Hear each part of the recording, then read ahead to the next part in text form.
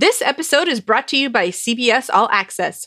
If you don't already subscribe to CBS All Access, please use our affiliate link by going to talkthroughmedia.com/CBS. Using our affiliate link gives us a little credit, which helps us to keep bringing you great content. U.S. residents only.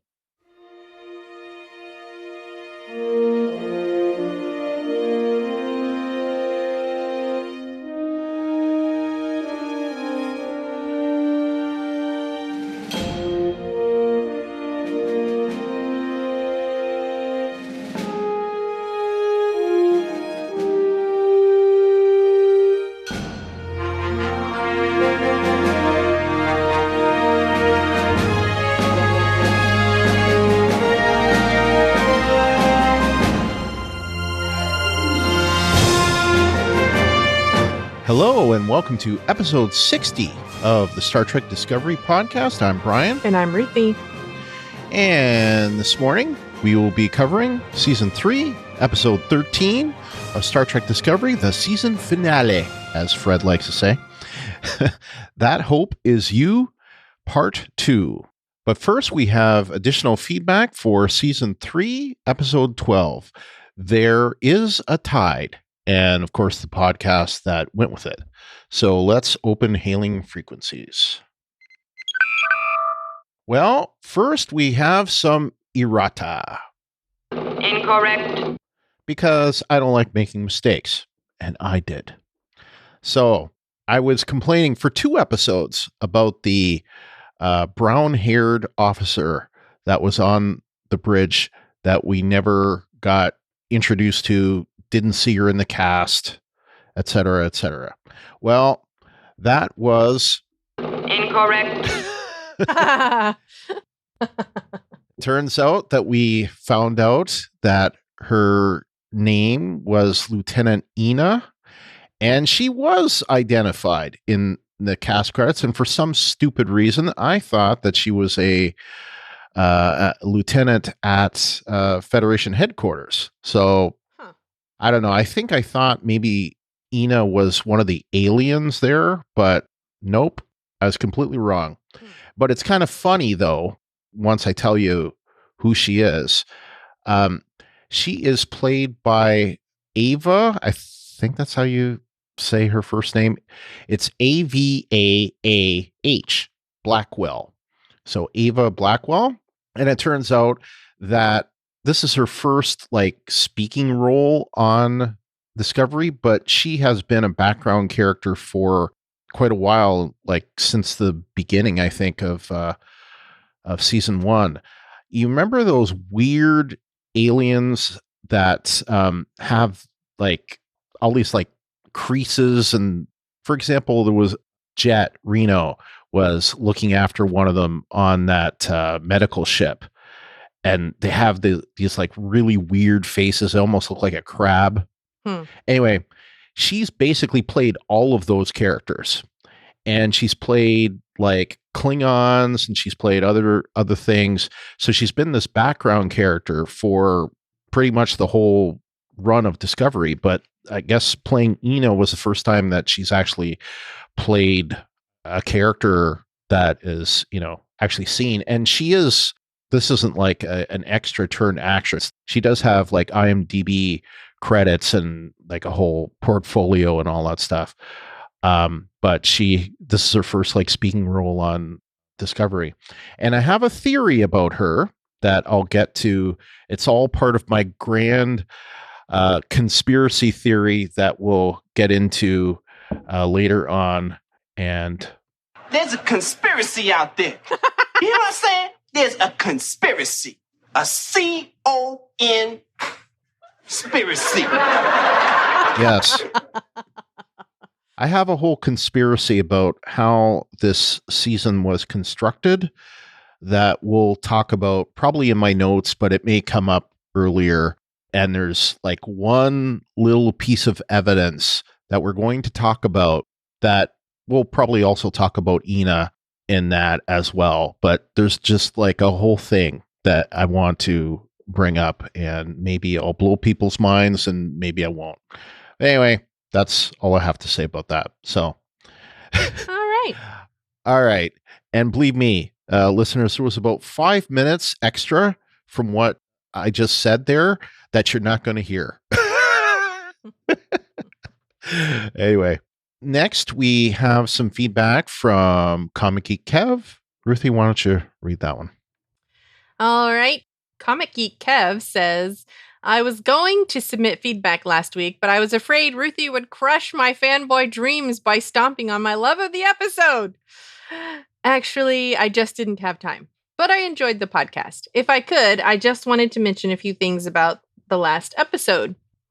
The scene with Stamets and Burnham was fantastic. Anthony Rapp did such a great job, and that little personal force field was pretty cool. Yeah, it was like an updated escape pod or something. Like you don't have to get to an escape pod anymore. You can do the personal force field thing, you know? Yeah. Which makes more sense, I think, because, I mean, instead of having to physically get yourself somewhere, if you're in a ship that's imploding or exploding or having some kind of ploding happening, then you can wrap yourself in a force field and call it good. It's like a big soap bubble. Yeah. That doesn't break. Yep. Or burst. Very cool. All right. Comic Geek Kev goes on to say, very cool seeing the sphere Oz coming to the aid of the Discovery crew. Poop apples. Makes sense. Osira's reaction when she found out was great. Agreed. Yeah, I don't get why some of you are so taken aback by that. It's like your dreams have been shattered. Oh my God, I'm eating poop. It's like, where did you think they came from? Or they got that excess matter? Yeah. Yep. I mean, I had never really thought about it before, like put any concerted effort into trying to figure out what they did with their waste or anything like that, because I don't really think about that. But when they said that, I was like, well, of course. It's like you can't get something from nothing. And, you know, this hasn't been a concept that is just coming out of this thing, because I've pretty much figured that, you know, it was coming out of waste products, like even in TNG days, but yeah, you know, even other kind of media, other TV and movies have kind of crossed into this. And I'm going to gross people out. Human Centipede. Ha ha ha. That is kind of well, I mean, honestly, it's not gross, really, because it's not like you're actually eating something made from your poop. You're eating what, I mean, all right, we're totally getting into the toilet here, but if you think about it, that's just matter, and the matter has to go somewhere. Well, the matter that they use to make things from replicators has to come from somewhere. So they're breaking it down into their into its, you know, basic parts or whatever you want to call it. It's their basic molecules. Yeah. And reforming them. Atoms. Yeah, atoms and molecules, and reforming them into something usable that you will, again, eventually expel out of your body, and the cycle continues. I mean, we do the same thing here, except it just takes a little bit longer because we use it as fertilizer. So, yes. I mean, it's not really that different. Technically, your food still comes from poop. Yep. Yeah, fertilizer. There was like a whole thing. I remember there was back 30 some odd years ago, there was a company that used to like actually tout the fact that their fertilizer came from human waste. Like, thank you. Yeah, it shouldn't just come from humans, though, honestly, because you need more nutrients than your body is using the things that you need and not expelling them. So if you're only using that, then you're never going to get the things that you need again.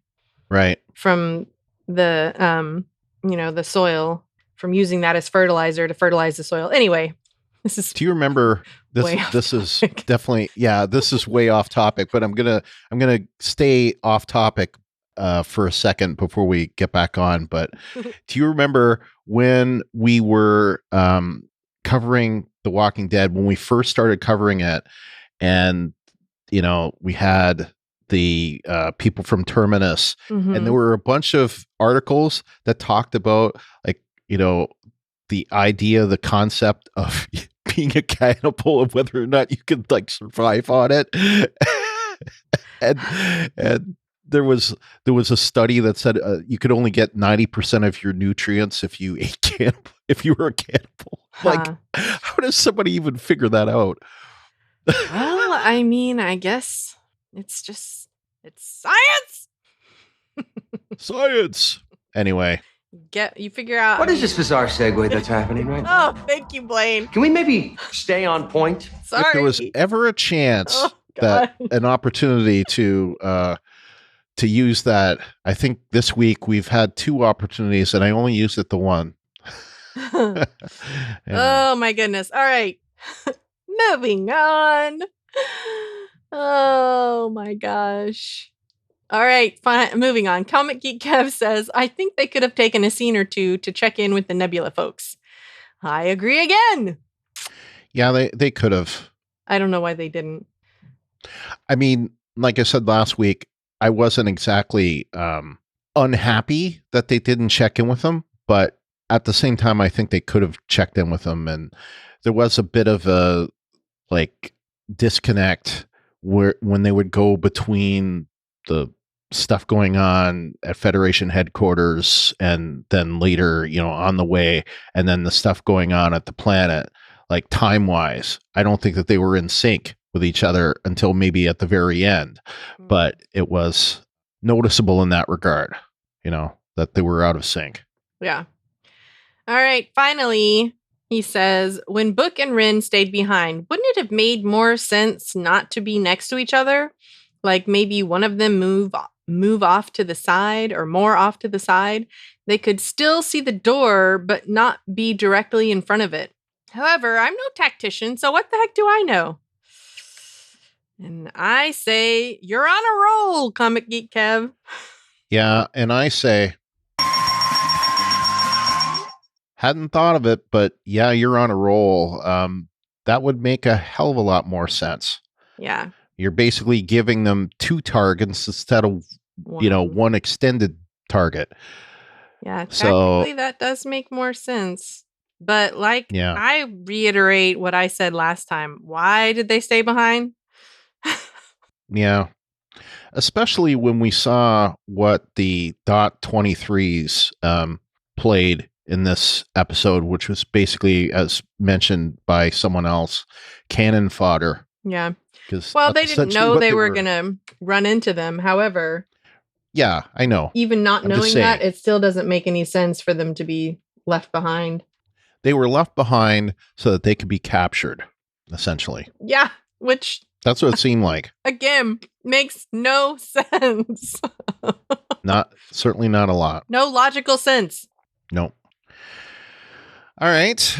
Next is LT from NC. He says, I'm going to wing this out here just because it has been nagging at me over the weekend. I know I have talked about sticking the landing, and we have gone from a runway to an aircraft carrier to a SpaceX booster recovery drone ship. We have approximately 50 or so minutes left of TV, either to wrap all this up in a bow or set up a cliffhanger we'll sit on all year. And I'm not sure how I feel about it either way. As a whole, I have enjoyed the season, but I'm getting that feeling again. ... Dun, dun, dun. Yeah. Same, LT. Same. Yeah, I mean, I certainly had it. I have less of it, but yeah, I don't know. I think there are certain things we can talk about for this episode. All right, we got one more bit of feedback. All right, Edwin from Arizona says, that poem was awesome. And he also says, nice Cobra Kai reference, Ruthie. I didn't even catch that, and I just watched it. Cobra Kai never dies! All right, next we are into the episode. So season 3, episode 13, That Hope Is You, part 2. We finally get the part 2. which, according to the titles that were released at one point, it was originally titled Outside, or at least the placeholder was called Outside. It is written by the co-showrunner, Michelle Paradise, and directed by executive producer Olatunde Osunsanmi. The description from CBS.com is as follows: season finale. As the Emerald Chain tightens its grip and the mystery of the burn is finally solved, Burnham and the crew have one last chance to save themselves and the Federation, which is TV-14 with violence and language. We didn't get a start date that I noticed. The air date was January 7th, 2021. Finally get a 2021 episode out of this, as we knew was coming. I found it available at 2:09 a.m. after several reload on my browser. The runtime of it, and that's not including a very long previously on, I think it was almost 3 minutes long. It was long. Runtime, yeah. 1 hour, 1 minute, and 57 seconds. So, Ruthie, what did you think of this episode? Well, I think, once again, it was better than last week. And I'm not trying to crush any fanboy dreams this week, but I mean, I didn't think it was spectacular. I liked the way it ended, so that was the only saving grace. The final few minutes of the episode didn't make up for all the previous everything, but it was better. So it reminded me in that regard of the season 1 finale, which the last bit of it was excellent, but the parts getting to it were not so good. Not to the same extent, I thought, but it did have kind of a similar vibe. When I first watched this, I would give it a 10, and my original rating was going to be 10 Let's Fly. I don't even know why I put this down anymore, because the very first person took it. So I don't know. I can't think of something else to call it. I'll come up with something as we go. I can't give it a 10. There are too many issues with it. And we talked quite a bit about the problems that you've had with the season. And I think now that I've seen the season as a whole, I have more problems with it than I did as we were going along, because I can see story seams, things that were kind of where the characters were doing a certain thing to advance the plot and not acting in character. They might have been in character at the time of them, but like for example, Saru, why is he leaving exactly? I don't know. So because reasons. I do have a high mark for it, because I love the episode in general, but I'm not going to give it.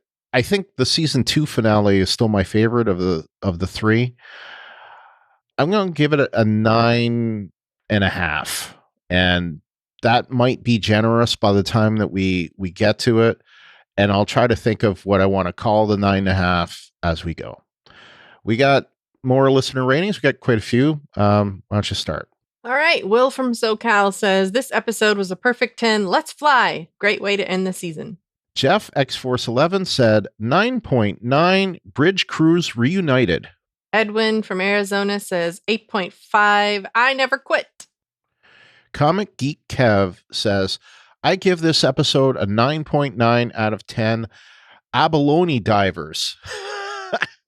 That's a deep cut. Wes from Minnesota says, this one was the best of the 3-part finale, bar none. I give That Hope Is You Part 2 9.95, shoves into the computer core out of 10. If I go back and I re-rate the episodes, I guess I would probably agree with you, Wes, because I think I initially gave 9.6 and then 9.75, but I would adjust them. So I would say that this was the best of the 3, even though I give it a lower rating of all of the ones that initially. Anyway, Rick from Cleveland says mixed feelings on this episode, and I have them too. It was good, but had issues. Yep. 8.5 new uniforms out of 10. Mike from Arizona says, hi, Brian and Ruthie. I'm giving the season finale, That Hope Is You Part 2, a 9.4 out of 10. LT from NC says, it's a 9.6 out of 10 stuck landings. Brian from Colorado says, the season 3 finale gets 9.2 signature gelatos. I like this better than part 1, but not as much as last week's episode. All right, so let's move on to our yeses. Yes!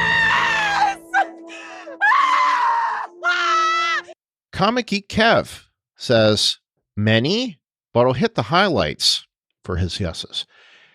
Gray as a real person.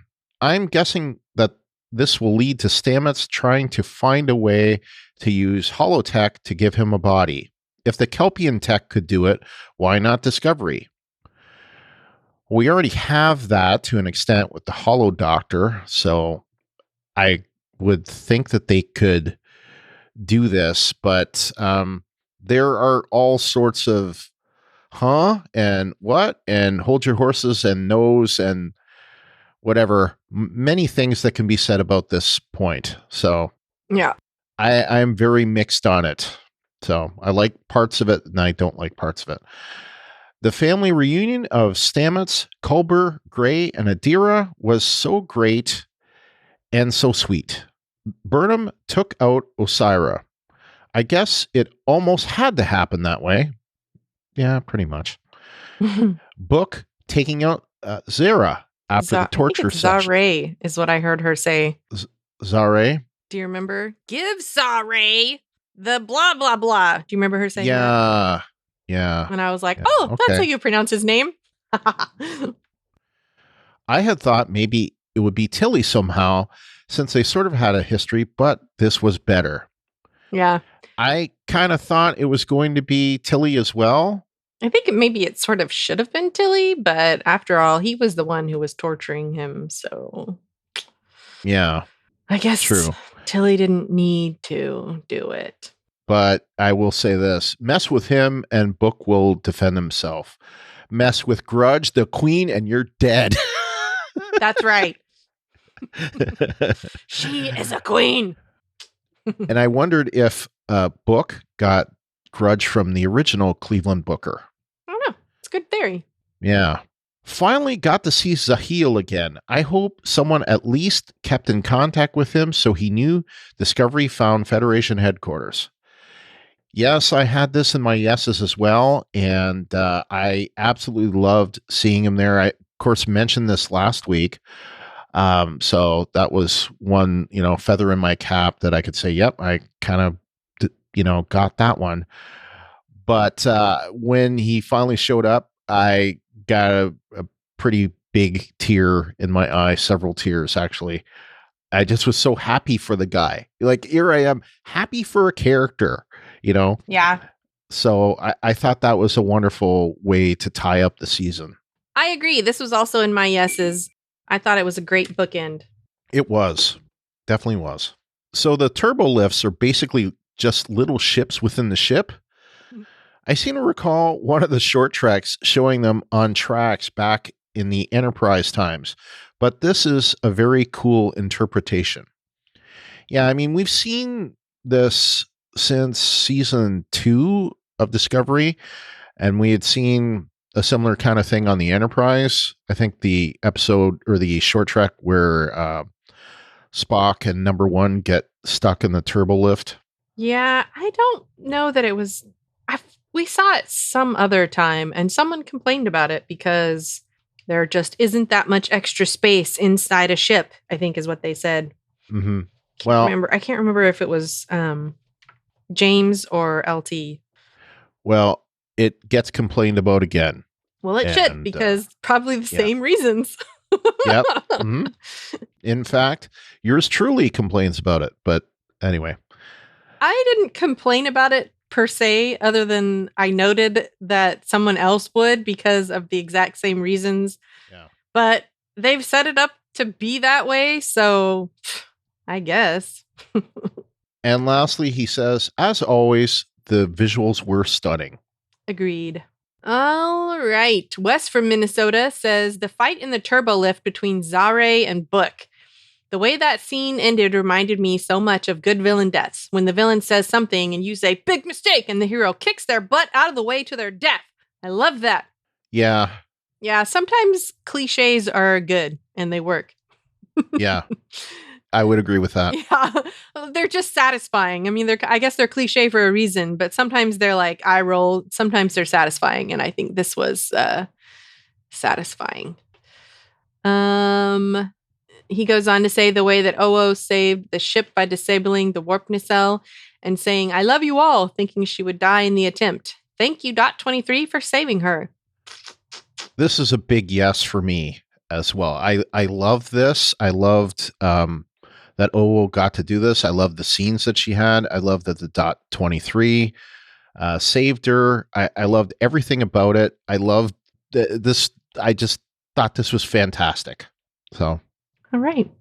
I felt good that the like secondary, the bridge crew. We've all always wanted to see more of this bridge crew, and I'm feeling like they are finally getting their chance to shine. So, and I think as we go, we'll see even more of it. Yeah. All right. Finally, he says, I can't wait to see what evolves in the relationship between Gray and Adira now in season 4 that Saru and Culber have finally seen him. Yep. All right. LT from NC is next. He says, Vance being a good admiral. Yeah, I'm glad he's not a badmiral. I would have not liked to see that. I think that would have been a trope that, quite honestly, I don't think the show would have benefited from. Watching Book toss Mr. Hand off the Wonkavator. Wonkavator. That's nice. Funny. The scene when Discovery dropped out of warp. Guess those dangly nacelles have some sticking power after all. Yeah, I thought that it was kind of previewed slightly in the preview from last week. I thought that how it was executed was just actually really good, and the visuals for it were really good. Like seeing it kind of go into a spiral, I thought was effective, and seeing the nacelle kind of dangling like that, I thought was cool. So I thought this was good as well. Burnham taking out Osira. I would pretty much agree with this, but I do have some issues with it. So, but we'll get to that in a bit. And finally, putting Michael in the center seat, just so the gripers can't say, but she isn't the captain. I thought, personally, I think it is time for Michael Burnham to be the captain of this show. She's essentially been the captain of it without being the captain. And now she is actually leading the show and being the captain of Discovery. So I think it's good. I think there's some people that disagree with me, and we'll get to that later. But I think this is great. So no complaints on my end. Me neither, except for turns that they took throughout the season. I don't mind the end result. I think the end result is where it should be. I'm in agreement with that, but some things that they did along the way leave me scratching my head as to why did they do that. So yep, I right there with you. Especially since after watching the Ready Room, they knew that this is where they were going to end. So that baffled me even further. Hashtag conspiracy. Oh my gosh. Yeah, I don't know about that, but well, anyway, we're going to get to this because believe me, I have a lot to say. Okay, Rick from Cleveland says, yes for Saru leaving for Kaminar. Hopefully he can either get his distraction with his home out of his system, or maybe they make him an ambassador with recurring status next year. Yeah, I'm kind of wondering the same thing. I'm wondering if I don't see how they can put him back on Discovery. So it feels to me like this is a stepping back from Doug Jones, maybe. Or if not from him, then something they had always planned on doing with the character, which again doesn't really make any sense based on things that they did this season. So, again, part of my big theory. All right. Well, I guess we should hurry along so we can get to this much lauded big theory. So next we have from Rick from Cleveland saying yes for Michael figuring out that she needs to be the captain. It took Tilly and the Admiral to get her to accept it, but it made sense and worked in the end. Yes for Aurelio. I hope this character sticks around for a while. Yes for Lieutenant. I wondered about that. I wondered about that, actually, because he was definitely around at the end. So is he going to be a recurring character next season? I mean, goodness knows they love Kenneth Mitchell. So, I mean, I could see that, but, at the same time, he was just he's on the enemy side just until, 5 minutes before. So, anyway. Yeah, I think we talked extensively about him last week, how I don't think that he really understood what was going on. Yeah. Because like I said last week, if he were intentionally trying to be willfully ignorant, then he would have left the bridge when Osira offered him the opportunity to do so. So I really think that he was completely just had no idea. Mm-hmm. He thought, she's such a great person. Or didn't want to believe it, yeah. So anyway, finally, Rick from Cleveland says, yes for Lieutenant Sahil. It was great that they closed the season with him appearing at Federation HQ. I agree. Mike from Arizona is next. He says, lots of action. Indeed, there was lots of action this episode, and that's part of the reason why I liked it so much. The fight scenes between Osira and Burnham were awesome, with a caveat that I'll get to.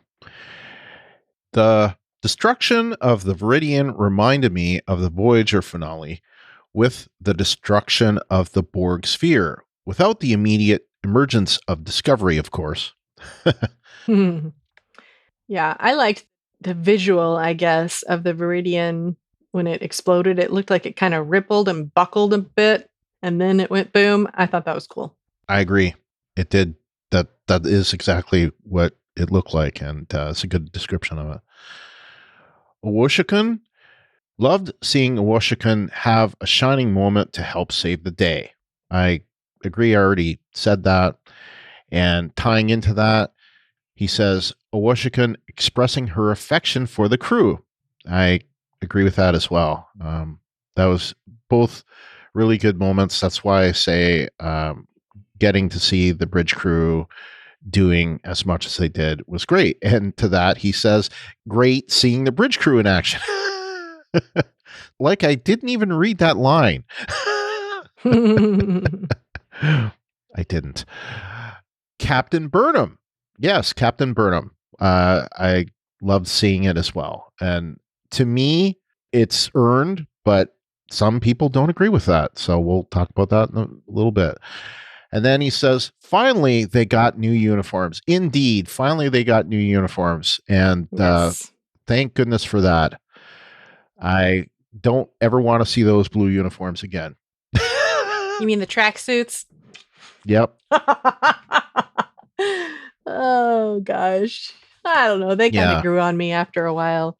They did. I mean, it makes more sense, to be quite frank. Something where you can have lots of zippers and pockets and attachable add-ons and stuff, rather than the much as I love the Next Generation, I never understood their uniforms. I thought to myself, they always had to have things like strapped to them or sticking off of them when they went somewhere, because they had no freaking pockets. And it looked ridiculous. Except in Conspiracy, when Riker somehow pulled a phaser out of nothing. Well, if you remember. In any case. Yeah. The onesie and the onesie didn't didn't make pockets very appealing. No, and it's because he wanted the whole clean line thing. Like, whatever. This is a freaking uniform. Uniforms are meant to be functional, and personally, having no pockets is not at all functional to me. Yeah. Like, there's a reason why, if you look at, say, the average army uniform, the jacket and pants, they've got pockets all over that thing. Yeah. Anyway, so honestly, the tracksuit seemed more of a correct evolution of that kind of a thing, and something that I would rather wear on a daily basis as a uniform than, whatever. Anyway. To me, the best uniforms that we've had in the Star Trek universe were the Enterprise uniforms. I agree. They were, they were like the most suits. Yes, and they were exactly what I would expect a uniform to look like. I agree. And completely. So to me, the I would say that the Deep Space Nine uniforms, or I guess the next gen, Movies. Movie with the uniforms with the gray top were probably my second favorite. Yeah. And then the Deep Space Nine / Voyager / whatever the uniform, colored probably shoulders. third. Yeah. That is the exact same for me. Visually speaking, I really like the gray shoulders the best. But practically speaking, the Enterprise uniform is the best. Yeah. With the colored shoulders coming in. I think these new uniforms would have looked best if instead of it being gray, if it was black. But aside from that, I like these a lot better than the Discovery uniforms. But I just like the fact, I didn't like the fact that Discovery was wearing these old ass uniforms when everyone else was wearing these gray uniforms. So the fact that they've moved on to, the current uniforms, to me, is the only thing that it should have been this way from the beginning, but I understand why they didn't do it. So I don't really understand why they didn't do it. Honestly, it makes zero sense. It's illogical. But is that a cue? It is. It's the second cue I've given you. Illogical! Illogical! Illogical! Illogical!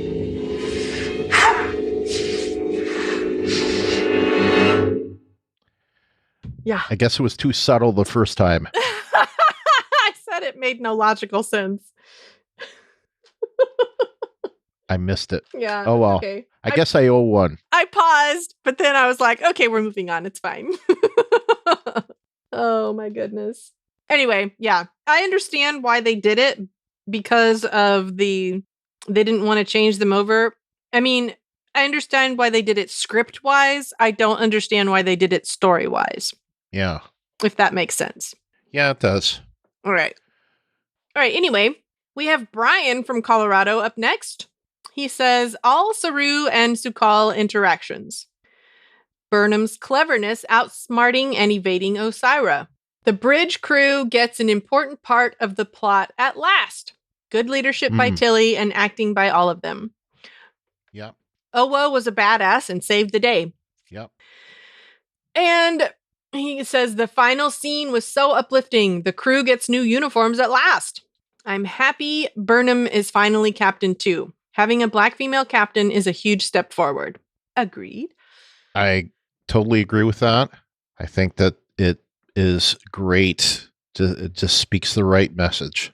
And I think in a lot of ways, I'm hoping this will shut up a lot of people that have bitched about the fact that, Burnham's not the captain, or calling her a Mary Sue or whatever. Look, she's the captain now, so shut up. They'll find something else to gripe about. Of course they will. All right. Moving on. Brian says, from Colorado, that is, says visual effects throughout this episode were excellent. It felt like a blockbuster movie. Mm-hmm. And finally, the music at the end was uplifting too. I agree. The TOS end credits theme song gave me the warm fuzzies. Mm-hmm. I liked it. I think it's the third time that they've used that for Is the it? finale. And I remember yeah, I them know doing it at the end of season 1. I don't remember them Right. doing it at the end of season 2. I don't know for sure if they did, but I think they did. I know they definitely did it for season 1, so it's either the second or the third. I know they did it for season 1 because that's when the Enterprise had just shown up. So it was Yeah. like, oh, it was perfect Absolutely. and fitting. If they did it for season 2, it makes more sense that they did it for season 3. I just don't remember them doing that. Well, I think season 2 ended with Enterprise warping away. So Oh, did it? yeah, so that's why I think it was at the end, but not 100%. But anyway, it made sense for this season 2, especially with Discovery warping away, although I have something to say about that. So all right, that is it for yeah, exactly.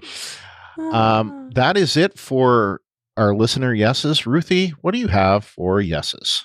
I think I really liked Book hinting at where his name comes from. If we survive this, I'll tell you. I like that. I was like, oh, that's cool. I mean, he gave us enough that I was satisfied, like, oh, I got that from this guy, whatever thing. So Yep. Cool. You got anything else? I think I pretty much already said it. The Lieutenant Sahil, the end of Zare. Yep. I would agree with those things. Pretty much, I think that's about it.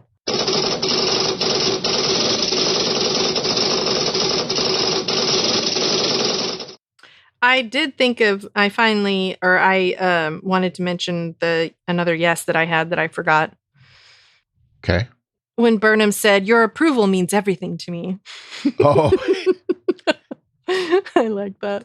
I was like, some witty banter back and forth between villain and hero, so to speak. Yep. Little repartee. We knew that this was going to come up because we see this in the next on from last week. But the whole thing about the no-win situation, he said no-win situation, but, in Kirk called it the no-win scenario. But obviously Kirk didn't believe in the no-win scenario. So right. I thought that this was, especially with that tie to Spock, it seemed appropriate that Burnham also doesn't believe in the no-win scenario. So I thought that was good. I think it's funny though, if you think about the or if you remember the in Star Trek 2009, the first Kelvin universe, it was Spock who created the Kobayashi Maru. I know. Yeah, I thought that was great. Yeah. So yeah. Anyway. And I loved how Kirk was eating the apple. Yeah. So funny. That's one of my favorite. Yeah. But I mean, not to go too far off topic, I agree with Spock's I guess the purpose of having the Kobayashi Maru, but I just love how cocky he is in that scene eating the apple, knowing that I totally cheated the system. I know. And but I guess I kind of think it's not really cheating the system so much as it's changing the rules. And that's sort of also what you want in a captain. You want someone who can make those hard calls, which is what the Kobayashi Maru is designed to put you in a situation for. But at the same time, you also want someone who's going to be able to change the rules. So that was one of the reasons I think I love that movie so much. And this is paraphrasing, but I know in, and I think it was in Star Trek 3, McCoy said to Kirk, he said, you take, certain death into turn certain death into a fighting chance to live. And I think that that is very true about the best captains that we've seen in Star Trek. They turn a hopeless, no-win situation, almost certain death into a chance, and succeeding to live. It's, and believable at the same time, most of the time anyway. Yeah. All right. I just listened to the end credits on season 2 finale, and no, it was not the TOS theme. It was not. Nope. Okay. All right. So there we go. So Incorrect. Not incorrect. You weren't sure. Yeah. I wasn't stating my reputation on it or anything. We had already talked a little bit about OO and her performance, and I know we had someone mention about the dot 23, but I thought it was great that the dot 23 saved OO from certain death. So I thought that was great. I loved that happened. It just, I don't know, it seemed appropriate in some way, but I love the fact that OO was willing to do that, and because she would have died otherwise. And I thought she was going to die. So when the dot 23 sacrificed itself essentially to save her, I thought that was just great. So it was so unexpected that I think that's why I liked it so much. Notice it was a surprise, but I liked it anyway. And to that, there were several things that I talked about last week and probably, preceding weeks that I correctly predicted about the episode. But we talked about it.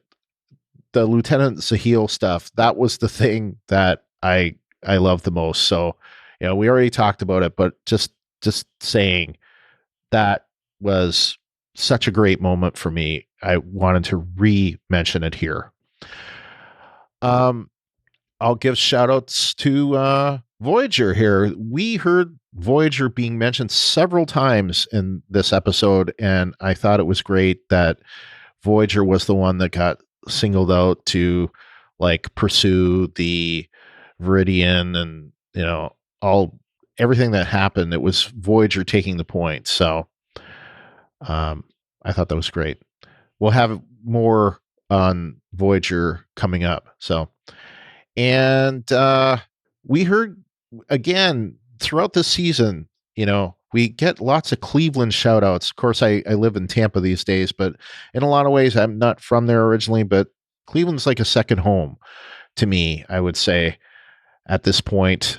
So, we've heard references to the USS Cuyahoga, which, is, of course, the county and the river that goes through Cleveland. And Cleveland Booker, so it's just funny how we heard Cleveland so much. So, and of course, Rick, I'm sure you love that. And, Mike from Cleveland, we haven't heard from you in a while. And Aaron from Akron, and I know there's other people from Cleveland that listen to us. So shout outs to you, and good to, it turns out that Alan McElroy is the one that is from Cleveland, who's the writer on staff. So he's, I guess, the one that's pumping these in. So yeah. I want to bring up this. Of course, I was going to give the rating, using Let's Fly, but someone else brought it up. But when I heard her say that, I immediately thought that is so fitting and so appropriate, because when we hear the spore drive first mentioned, we hear this. We're not creating a new way to kill. We are creating a new way to fly. An organic propulsion system. That is, of course, Gabriel Lorca of the Mirror Universe variety, of course, but we didn't know that at the time. But he is talking about the spore drive, and he is, because Burnham thought that Discovery was working on some kind of biological weapon, and it wasn't that. Of course, it was the spore drive. Yeah. And the last thing, even in the 32nd century, Federation starship phasers sound like phasers. Pew, pew. Yeah. Anyway, I loved hearing that. And I didn't have to think, okay, who's firing at who? When I heard that noise, I'm like, okay, that's the Federation starships firing, because we know what that sounds like. So, yeah. that made me feel at home in a strange 32nd century way.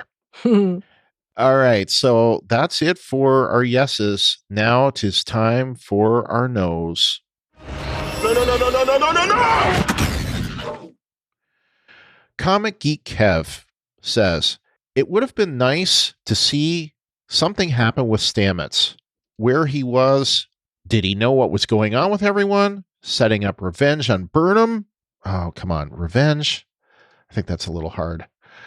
There was a little cold shoulder at the end there. I wonder if they carry that into the next season. Seems like the kind of thing that will seem forgotten and come up at some weird moment. Hashtag theory. I told you guys I have a whole encompassing theory. Anyway, did anyone doubt that Discovery was going to get out of the Viridian before the core exploded? No. It's like the bomb being diffused with a half a second left trope. Just show the jump as the core goes bomb. It could have been a cool visual. Maybe I blinked and missed it. No, they didn't really show the jump, and yes, I mean, it was tropey.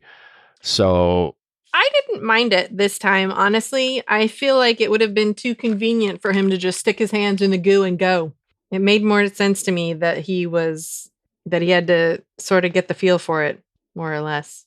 Yeah. So I didn't mind that. Yes, it's a trope, but yeah. Like I said, sometimes they work. I think I would have appreciated seeing it actually jump away, but I don't know. It wasn't. There are other issues that you could bring up. So, Book conveniently being able to run the spore drive might be a little much, even for me. If he's that in tune with things, I would like to have seen some other proof of such abilities. We have seen that proof because, we've seen him with that other guy, hashtag third pilot, able to pilot a spore drive, by the way. Because, think about it for a minute. If the Quagens, is that how you say it?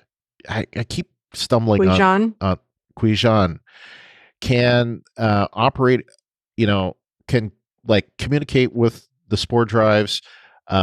This suddenly allows them to be able to create that many more spore drives and that many more starships because they could recruit Quajan to pilot them. So they don't need the tardigrade DNA anymore. But also hashtag theory. So I'm going to keep touting this thing, and then at the end you'll say, "Oh, that was a shitty theory." No, I thought the same thing. Yeah. Although I have to say, Book being able to pilot the spore drive was more of a hold your horses for me than an outright no. Right. So I agree with that. I was like, I don't know about this. Yeah. Well, and also, how could he have been able to do it that quickly? Because I don't know. He's an engineer, and I'm sure he studied the technical manuals. He did read the technical manuals, so he did. So maybe he was a quick study and knew how to go through the mycelial network. But I don't know. Did Stamets really have time to put that into a technical manual? Because I know from experience, most programmers don't write the documentation like they should. So that's funny. Yeah. But, like you said, it's probably a hold your horses for me, but I do like the fact that this does give them the opportunity to have other pilots and it be not anything, genetic engineering involved. They have the natural ability to do this, which I think in a lot of ways gets rid of an issue. So anyway, I don't have a problem with it, really. It's just I didn't have a problem with it. It's just awfully convenient. Exactly. And I wondered how long it would have taken Aurelio to figure that out. Well, especially with the fact that he never mentioned it before. Mm-hmm. And when did they have a chance to talk about this? You know? Yeah, it did. I mean, honestly, my problems with that scene were how the heck did Aurelio know exactly what Michael was talking about when she looked at him and was like, "That's your cue," you know? Yeah. And so he starts explaining how Book can operate the spore drive. I'm like, okay, so I understand that that's the reason why Aurelio was on the Discovery, is because he was going to be tasked with trying to figure out how to operate the spore drive. But it just seemed a bit too convenient. Like I've said before, I don't really have a problem with convenient like coincidences or whatever, because I mean, otherwise Right. they do happen in real life. Otherwise, how do you have a show? I mean, there's nothing, you don't want to watch somebody's boring life all day. I mean, that's just boring. It's not something that is engaging. So I'm okay with certain convenient coincidences and all that kind of stuff, but sometimes they push the envelope a little bit, and this might have been pushing it just a tad much. Yeah, I would agree with that. And it felt like there was a deleted scene. That's what it felt like to me. There was a deleted scene somewhere. Yeah, that makes sense. Yeah. Maybe they shaved something where they shouldn't have, which happens sometimes, but who knows? Because there was obviously an off-camera discussion between Book, Burnham, and Aurelio that we never got to see, because she said, we have a theory or something to that, to that effect. Yeah. And Unless she had a mouse in her pocket. I don't know. Who knows? All right. So next for listener knows, Wes from Minnesota. He says, I still don't think Michael has earned the captaincy. I wouldn't have made her captain that easily. I actually disagree with Vance on this one. Really? I'm surprised. Really? That's what he said. That's what he wrote. That's what Wes said. Yeah. Yeah. Oh my gosh. I don't know, Wes. I'm kind of surprised by this one. I think it's totally earned. Like, who would you put in her place? Like, are you saying that you would still put her in that position, but make her acting captain, or are you saying that she doesn't deserve the seat at all? Because to me, I mean, how many times has she saved all civilization at this point? So shouldn't you give her own starship? I think she's proved herself. Yeah. So I don't get it. Like, and considering Saru is out of the picture for an indefinite period, like it sounds like he's taken like a leave of absence for, however long. You have to put somebody in that place. So to me, it makes total sense, especially considering, well, like the way Vance, talked to her, saying that, look, my daughter had unconventional ways of doing things, and I didn't think that they were right, but they worked. And same thing goes with you. And she put her reputation on the line there, like whether some of that was staged or not. The fact was, she said to Vance, let us go. I won't fail you. Essentially, she said we, and then she said I. But the point was, she basically stated her reputation. She's like, look, I'm going to get us out of this. Trust me on this. And she came through, and she's come through over and over and over again. And I'm sure Vance has read all the logs and all that stuff that shows the evidence of this. So, I mean, I don't know, Wes. Like I say, I don't know how she could have done any more to prove herself. So I flat out 100% disagree with you. Yeah, like I said before, while I feel like they took some turns they shouldn't have this season, knowing that this was the end goal, I'm okay with her getting here. I think that it really stems from when she got first officer taken away, because she wasn't even first officer and they offered her the captain's seat. that doesn't really ring true to me in terms of the way that they do ranking and promotions and all that kind of stuff. In the same exact way that I objected to Tilly being acting first officer. It's just not a good idea. Yeah. But I guess this is an ends justify the means sort of a thing for me because I'm happy with the ending. However, I don't like with the whole episode where she went rogue anyway. Yeah. And I really wish they had handled that episode differently instead of stripping first officer from her. Right. I really wish Saru would have allowed her to go, and then they could have maybe Vance. I mean, really, I don't see why Admiral Vance would have needed to be involved in that at all. It should be the captain's discretion, but I mean, I hashed and rehashed that already, but that's probably my main issue with that particular storyline is because, well, why did they do that if they knew this is where they were ending?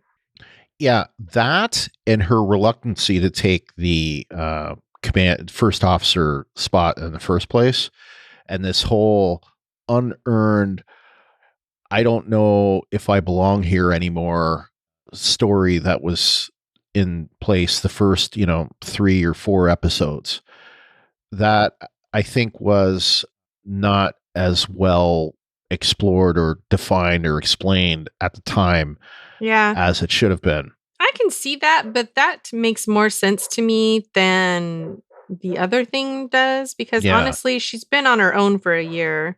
Yeah. And to me, I guess it seems like anyone who can imagine themselves in that situation can understand or extrapolate those feelings without necessarily being needing it to be explained to them step by step. This is why I feel this way, and this happened to me here. And so now I'm kind of on the fence about if I fit in with Starfleet. I'm like, I get that because she has been on her own and she had to make certain decisions, blah, blah, blah. That along with the way that whole mission thing was set up, kind of, I just feel like that was kind of mishandled, I guess. Like maybe she should have been hesitant to be first officer. Maybe Saru shouldn't have pushed her into it at that point in time. But I mean, after she did it, it was like she took 2 steps forward and then she took 1 step back again. But honestly, I don't really know that was necessarily an entirely step backward on her part, because it was sort of, to me, again, I said this before, it was both of them. They sort of didn't really communicate to each other. And I feel like Saru was really failing as captain there. So I'm honestly, and I wasn't happy with that either, because I feel like that was a step backward for him as well. Yeah. He had been doing better as captain previous to this. So I can see why they did these things now knowing the end, because they wanted Burnham to have the captain seat, but I just feel like it was mishandled. That's all I'm going to say about it. Yeah. And I mean, there were other ways that they could have handled this. Like it seemed like a lot of it was just designed to put Tilly into the first officer position, at least temporarily. Yeah, which doesn't make sense. Yeah, exactly. And was she a lieutenant in the last scene? Because that's what I saw. I don't know. But anyway, I didn't see that close. Yeah. And we have more on that, and all part of the conspiracy. But but anyway, the one thing I was going to mention is that with that, couldn't he have just suspended her, like, as opposed to like removing her from first officer? Like if he had just suspended her and then maybe reinstated her after the Navarre, the Unification 3, I think that would have made more sense, Yeah. But anyway, that's more of a criticism of how we got here versus the episode itself. So yeah. So I listened to the entire end credits of season 2, season finale, and there were hints. Oh, there were hints of it. Hints of it. Okay. But not. That's probably what I was remembering. Yeah. There was a pinch, but not Okay. not like this one. Yeah. So I will say partial vindication. That's right. Partial. Okay. Let's just say you weren't completely losing your mind. At least one time I can say. All right. Moving on. He's got one more thing. Moving on. All right. My goodness. That was a long discussion, Wes. Thank you. Finally, Wes says, speaking of Michael, while I enjoyed the cat fight between her and Osira, I think the way Osira died fell flat. Phaser shot to the head, like, really? Don't you think Michelle Paradise, writer of the episode, could have come up with a better way for Osira to die? I have an issue with the term cat fight. Sorry, but I do. It's a fight between two people. Just because it happens to be two women does not mean it's a cat fight. Yeah. I mean, I don't know, but it doesn't look like a cat fight to me. Cat fight to me is more hair pulling rather than punching and kicking. Yeah, I agree. I agree. You're on notice, Wes. And, if you've ever seen a cat fight, which I know Ruthie has, the term cat fight never actually is a good description of an actual cat fight. So, yeah. Some of the worst fights I've ever seen have been between a couple of cats, and it's just, it's awful. Anyway, I fully expected her to pop up. Like, you expected her to be dead, and she wasn't dead, and she pops up, and then, they have to, like, vaporize her or something. Since we had so many of the Die Hard references, I was thinking of the Carl character, played by Alexander Goodenough in Die Hard, right at the end. You thought he was dead, up, and then suddenly he's there again. Yeah. Yeah. Shot by the police officer that McClane had been talking about the whole time. Yeah. The Family Matters dad. Yeah. Now, mind you, of course, that he was he would have been the Zare to right, Osira. Yeah, to Osira, but Osira's oh gosh, what was his name? I totally forgot his name again. Hans Gruber. Yes, thank you. It would have been Zare to Osira's Hans Gruber. Yeah. Oh, I miss Alan Rickman. Yes. Sad face. All right. Yeah. I'm not sure how I felt about the fight between Osira and Michael. I liked it more or less. But I don't know. I was like, I'm not quite sure why she thought shoving her into the programmable matter would do it. Yeah. It didn't really make much sense to me, but I guess it was kind of a cool effect, so I'll let it slide. Well, and the stupid thing is, she pushed her in there, and who had both phasers? Burnham did. So, like, what the heck was she thinking? And how did she lose her phaser in the first place? I don't know. I didn't see that. I'm not sure regardless of who was both or not. Yeah. Burnham still had a phaser. And here is Osira just staring at this computer core where she had just pushed Burnham. She just thought that logically she was dead or vaporized or absorbed or whatever. And she just stood there, basically being a target to be shot. I think she thought that did it because Burnham sort of, I don't know if she was putting it on, made it seem like she was suffocating, which makes sense if you're being submerged into, say, quicksand. Quicksand is most often solid, not liquid, and it's a basically like an air pocket underneath, and you step in it and you get sucked down, and that's it for you. You're breathing sand and you die because there's no oxygen in sand. Yeah. And so I can see why that sort of seemed that way. But what I didn't get was why you would think that shoving her into that thing would be the same as someone dropping into, say, quicksand or lava or some other kind of molten metal, like when the T-1000 was dropped into the molten metal. Like he died because he melted away and became nothing. I'm like, not quite the same thing. I would expect, especially in a starship or something, there would be safety features where if something that's not like a foreign body gets shoved into a foreign body gets shoved into the programmable matter doesn't just go, okay, and absorb it. It pushes it back out. That's what I would have thought. So I was like, really? I don't know why you thought that would work. Yeah. Anyway. I have to agree. It just, like, it was a nice effect, but there's just issues with it. Like, like I said, Osiris just standing there waiting to be shot. Yeah. Why did she think that Burnham worked? Yeah. And, she's got the phaser. I mean, all it would take would be to Burnham shooting the phaser and killing her. And guess what? That's what happened. Yeah. The entire rest of the fight, I didn't mind. I thought it was well executed, and I didn't really understand what all the mini explosions out of the sides, the walls, or what have you were, but I thought they worked well. So I was like, okay. Yeah. So yeah, the whole rest of the fight I was okay with. But that one little bit, I was like, I'm glad she's dead. That's what I have to say about that.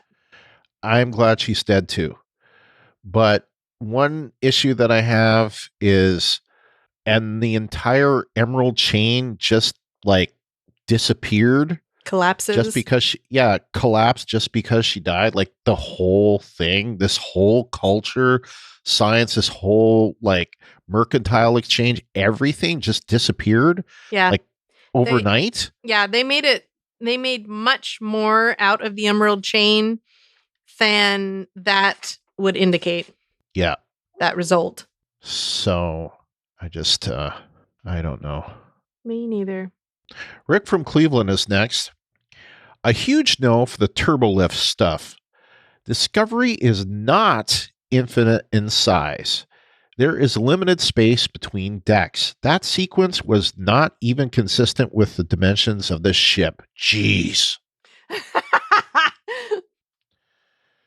Like I said, this has been mentioned before, but didn't you know that starships are made of the same stuff as TARDISes? I mean, Doctor Who, that's like, I don't know. This has been mentioned. I thought that the sequences, the action from it were great. But yeah. Yeah. Cannot disagree with you even a little. Nope. Got no excuse for this. Yep. Other than it looks cool, so let's do it. Yeah. Which seems to be what happens a lot. Yeah. But like we saw this, this I remember was first seen in the season 2 premiere when we see like Pike going in the turbolifts and we see the turbolifts going all over the place. We saw this like huge area, and if anything, it looked even bigger here.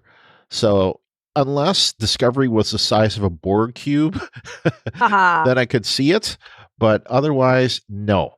So in other words, no. I just don't buy it because, like, the saucer of the Discovery, it's not that big. Like, we only see a couple decks of windows on it.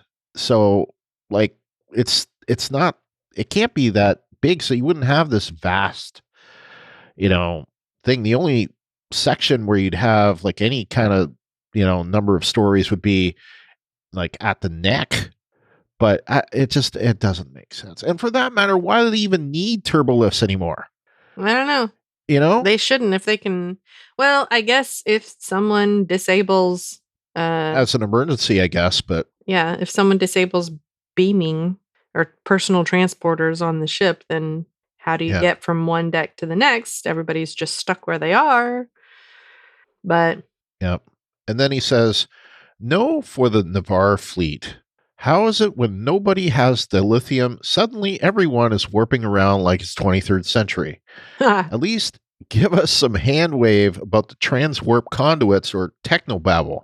Treknobabble. Technobabble. I used that exact word in my notes, Rick.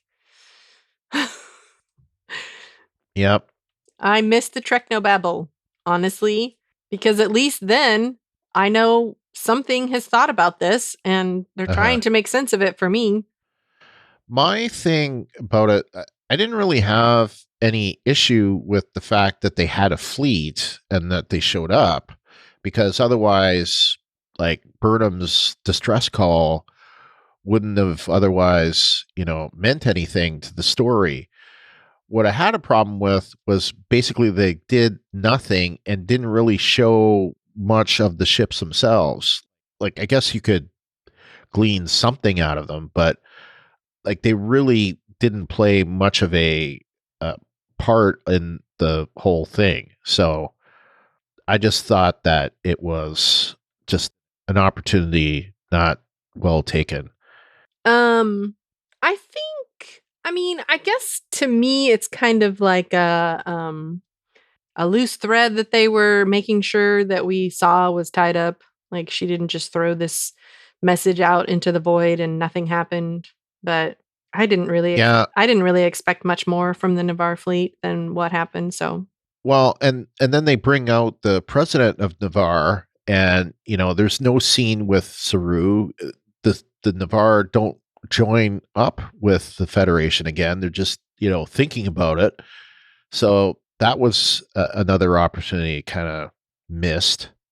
I would have liked something with the United Earth or whatever they were called, have them re-engage, but we don't even see them. yeah. All we see are, Trill and the former Vulcans. So I don't know. It's just, and then there's like nothing from like Tellarites, and obviously the Andorians are like mixed up in the Emerald Chain, so I wouldn't expect them to just like march back into the Federation. But yeah, I mean, I didn't expect to see everyone show up in that final scene, right. But I think that we should have at least seen Earth as well as Navarre. Yeah. And those are the planets we visited this season, more or less. Yeah. So. Yeah, I don't really understand why we didn't see something from Earth. We should have seen that. Yeah, that I guess is more of a missed opportunity to me than having Saru there, which we only postulated could happen. They didn't really give anything more than vague hints. We thought that might happen, but it turns out he's going to leave for Kaminar. So there you go. And we don't get to see that whole scene with Saru and Burnham talking, or Saru and Vance talking about him leaving, and that to me were opportunities that were missed. Oh, I don't know. I mean, I don't know that we have to have everything shown. This episode's got to end somewhere, sometime. Yeah, half hour later. Yeah, it was already an hour long. Jeez. I know.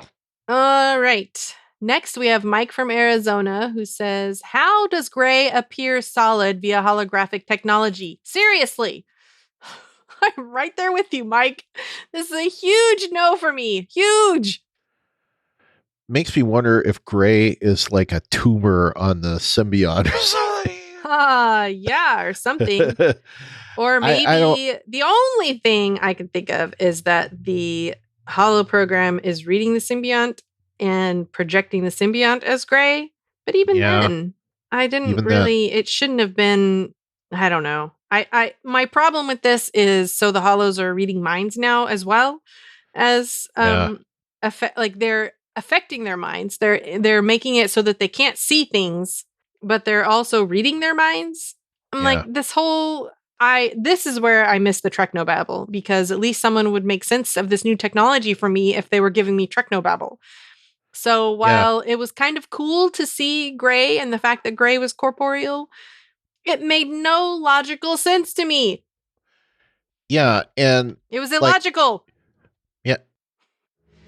Illogical! Illogical! Illogical! Illogical! Exactly.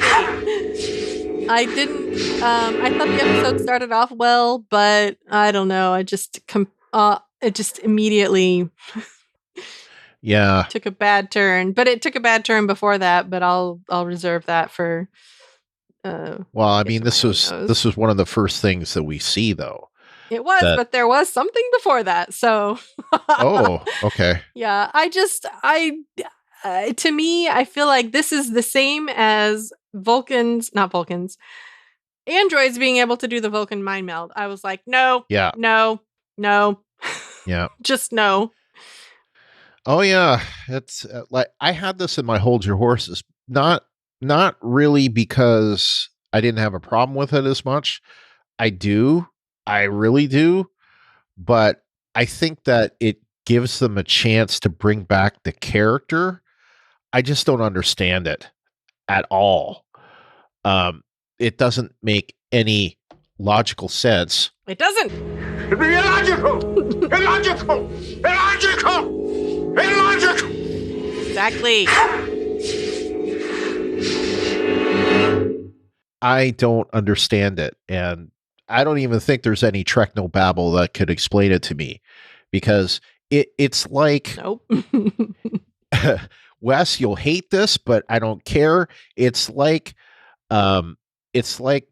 Beverly's ghost from Sub Rosa, like that's the equivalent to me. Like that's what it's just like. So, and I think I probably brought that up before. It doesn't make sense. It makes zero sense because I don't. I feel like if they had explained better why Adira is seeing Gray, then maybe. But they really haven't. They're just seeing him. Yeah. So I'm just like, ugh. Like it almost, like I said, it feels like a tumor. Yeah. Or some kind of like there's something wrong with your brain. Like just because it's in your head doesn't necessarily mean it's not real, but it's still completely 100% in your head.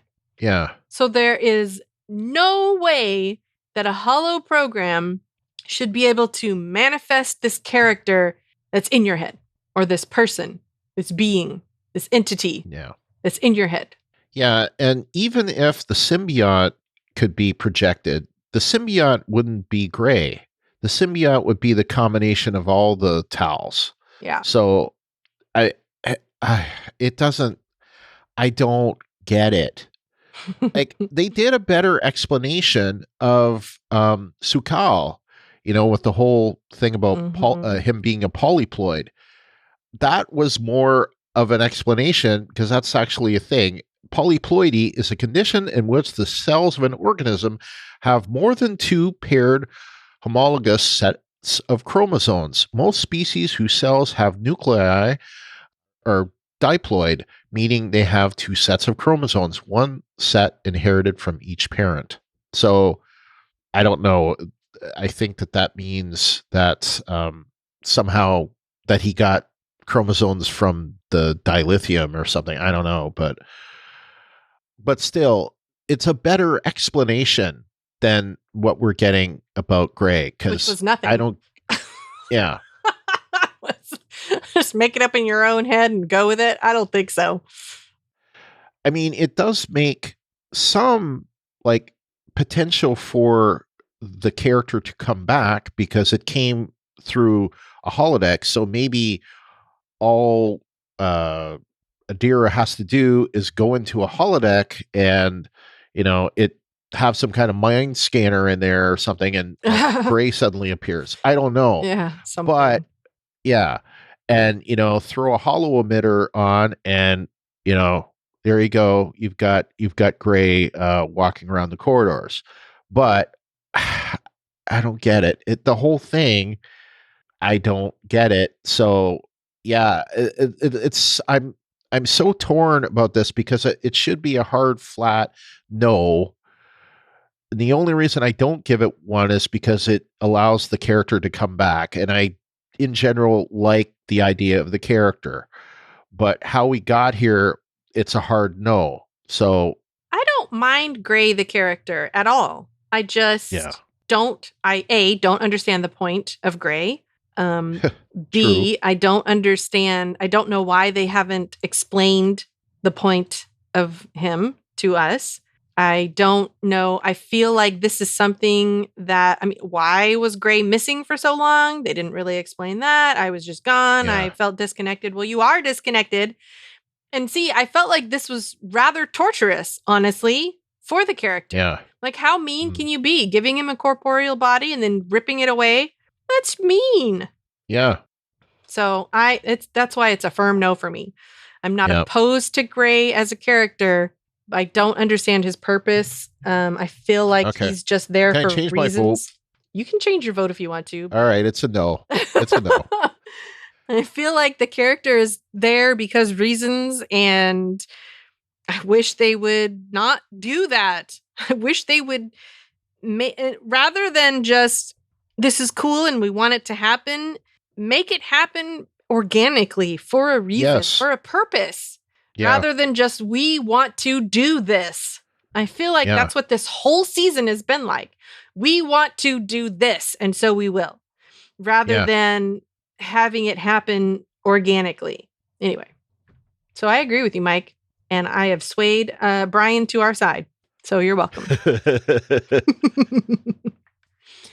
All right. All it needs to happen is put Adira in the mycelial network like Cobra was, and there you go. There you go. So Adira can manifest Gray and then pull him out the same way. Yeah, right. Let's do that. And bring his DNA in there, and there you go. And there you go. The spore, the spores will provide. Yeah. That's all you need to do. There's season 4. Got it written for you. It's already ready to go. Oh my gosh. Yeah. I mean, things have been a stretch before, but they've given me at least a thread that I can sort of grasp onto and say, okay, well, all right, fine. This is just what? All right. Anyway, so Mike from Arizona goes on to say, Saru taking time to figure out his next steps. He should have remained captain. The whole thing was designed to get him out of being a captain. Yeah, I feel like the whole season was designed to get him out of being a captain after they give him the captain's seat. Yeah. Why would you do that? Didn't make any sense to me. It's like there's so many ways that they could have done this. I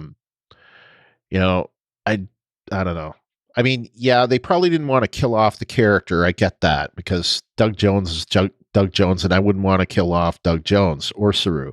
Yeah. But I think there are other ways that they could have done this, and hashtag theory. So what I don't understand is why would they, why would they, I don't understand the backpedaling about this whole like Saru being in the captain's chair. This whole season, it seems like they've been coming up with ways, after giving it to him, coming up with ways not to. And making him look competent. Yeah, which I didn't like. Because, you've said that. I know other people have said that. And this whole thing about him we brought up last week about him having these, feelings about missing home, which, he went all this time where he left Kaminar and never seemed to bother him before. And all of a sudden this year it bothers him. Mm-hmm. It just, I don't buy it. You didn't buy it, and we shouldn't buy it as a viewer. So I just don't get it. And Me then neither. You've got this, and then you've got Tantrum Man Boy. Like, what is he going to be, like the parent of this 125-year-old child, man-child? Yeah. Yeah, I don't get that either. Like, I didn't understand that. Honestly, I had a lot of problems with the Sukal storyline. Yep. Yeah. All right. Mike goes on to say, killing Osira. This implies that the Emerald Chain is no longer a threat. That's way too easy of a wrap up and not realistic. I agree, especially with all that they laid out in the previous episode. Yeah. It would be more realistic if she was basically just a pirate and they kill her off and they kill off the pirates. But yeah, they kill her off and it crumbles. That makes sense. Yeah. Yeah. But after all the things that she said, I put this up to our council or whatever she said they were. Yeah. The embassy, not embassy. I don't know what she called them. Like basically a group of people, not her, who were passing policies, if nothing else. It made it sound like the entire Emerald Chain Republic dissolved the moment she died. And that is not realistic at all. And if that's what happened, that's horseshit. I mean, if it wasn't what she implied it was in the previous episode, it makes perfect sense because it's being held together by one person. That person is gone. They break up into individual little whatevers. Yeah, fiefdoms. Yeah, it's not like, I mean, that is you cut off the head of the snake and boom, done. Not another one rises. I mean, this isn't Hydra. Come on now. Right. But they implied that there was a lot more to their society. Yeah. In the previous episode. So, yeah. I could understand that killing Osira kills the Emerald Chain threat. Yeah. Right? Like any kind of military threat that was there could potentially dissolve. Yeah. Because of the leader, and her policies or her, I mean, she's sort of a dictator. So yeah, if you kill the dictator, then that I get, but the entire Emerald Chain dissolving, like that republic dissolving, like someone that doesn't make a lot of sense to me. No.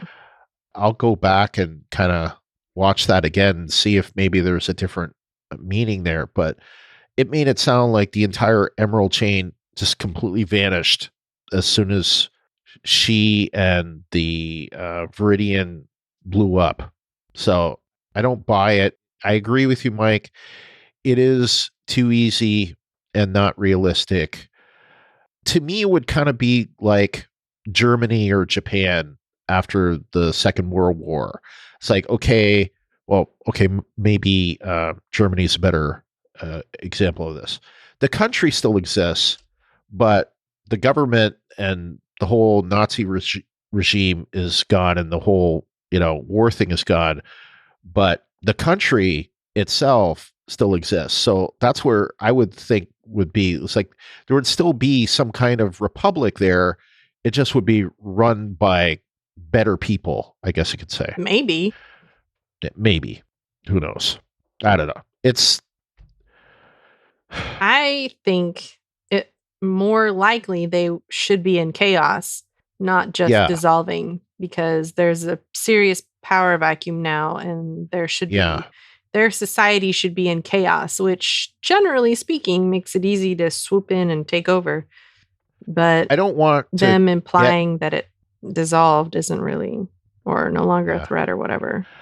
I wanted to bring this up at some point in the podcast, but not in detail. But there was a thread on the Facebook group this week about how it was presented that the Emerald Chain was capitalist and how it was suggested that capitalism is evil. And I disagreed with that on a couple of points because I don't think, and the other part was that the Federation was socialist. And I don't agree with a lot of that stuff. So just I'll go very quickly and just explain part of this. I think that the Emerald Chain was something called, and you can look it up in Wikipedia, anarcho-capitalism. That's basically where it's a combination of anarchy with capitalism, and it's like the worst kind of capitalism, and it leads to servitude and slavery and just all sorts of just like awful stuff. And to me, that's what was shown there. It's not what we're seeing in Star Trek is not something that says capitalism is bad. Because I don't think capitalism is bad. And I would say Gene Roddenberry wouldn't have said that capitalism is bad. Because we even see the Federation citizens being capitalistic. It's just that it's sort of their basic needs are met with the replicators. That's essentially all it is. But they can still profit. Like we have, I was thinking about it in the first season of Discovery. We had the father of Stella, what's his name? Harcourt Fenton Mudd's wife, who owns a moon. Well, clearly a replicator didn't give him a moon. he earned that with wealth. So that's, obviously he's, a Federation member and had wealth. So that's capitalistic to me. So I don't think there's a problem with that. But anyway, my point being that there was a point somewhere in there, but just saying I could see some kind of capitalist nation economy still existing there, hopefully more like the Ferengi than the Orions. No pirating, please. Anyway, to that I have to say, what is this bizarre segue that's happening right now? Can we maybe stay on point? Okay, Blaine, that's solely at me. So all right. So next, Mike from Arizona says, and they're still going to rely on dilithium. I agree with both of your comments that they should have had dilithium-free warp technology by now. Yep. It's been 900 plus years, especially if you know something is scarce and they don't have the same, for example, we know that crude oil is scarce, but yet we still haven't come up with a viable alternative. I think that has more to do with lobbying necessarily than lack of innovation, because it's there. It's just not yet something that is ready to take over. And if you want to know more, you should watch the documentary Who Killed the Electric Car. It's very interesting. Anyway, I don't think that same situation would hinder replacing dilithium, is what I'm trying to say. So I agree with you. Yeah. You're right, Mike. The dilithium industry wouldn't be trying to block that because, especially if most of the dilithium went away. So, yeah, I don't know. Yep. And, yeah. All right. He goes on to say, how did the starboard nacelle get repaired by the time they picked up Saru and company? There was no indication of damage as the ship was rising through the atmosphere. I don't know. It's a good point. I'm wondering if what happened was sort of just a temporary thing, like something that would knock it out a few hours versus permanently. It sort of looked like the programmable matter was what was damaged. And so maybe that's easier to fix. Yeah. But I don't know. I'm not quite sure how these detached nacelles work anyway. So yeah. All right. And our last bit of no's from our listeners is from fellow Brian from Colorado. He says, there is no way the ship has that much vacant space inside for turbolifts. I don't buy it at all and really dislike that the show is doubling down on this concept for the ship interior. Shown briefly in prior seasons, are we supposed to think the Discovery is like a TARDIS? Well, you pretty much hit on all the points we already talked about, but good on you. We probably should have included this earlier. We found out that Adira did transport the medicine for Saru and Culber in her mouth after all. Why didn't they, Adira, just hold it? And yeah, I mean, we finally did get an explanation, and I'm okay with the explanation. Not me. This was my issue. This was my very first issue. Okay. Go ahead. If you recall, everything that had been on them was kind of holodecked away. So they had medicine. They just couldn't find it for whatever reason. And by keeping it in her mouth, it wasn't removed by the holodeck. It's still gross, but I get it now. At least I get it enough that I'm not deeply annoyed by it. It's a hold your horses for me, if anything. I still think that there would have been better ways to deal with it, but I don't know. It's just I don't like it, but at the same time, I can give it a pass, just not a great pass. It's a no for me. And it was obviously the capsule that she put in her mouth, but how did she know to hide the medicine in her mouth? She said they heard on Disco that they landed in a hollow. So why did she know that meant that they couldn't access their medicine? I don't recall them saying to Discovery. I mean, their communication with Discovery was spotty at best. So the fact that she knew that they landed in a hollow, okay, fine. But the fact that she knew that they couldn't access their medicine, no. I think that was actually indicated. I don't think but I'd so. have to go back and watch that. But yeah, I mean, nope, it's a no for me. I was like, oh, we heard you say you couldn't access your medicine, basically, is what she said. And I was like, did you though? I mean, they knew that they had landed in some kind of program, but I just don't understand why she would know that meant that they can't access their medicine, so she has to pop it into her mouth. And by the way, I think it was just a capsule that had pills in it that she popped into her mouth, not the actual pills, because those would have been dissolved and icky by the time she got there to give them to them. Yeah. So it was a capsule that had medicine in it that she put in her mouth. Yeah.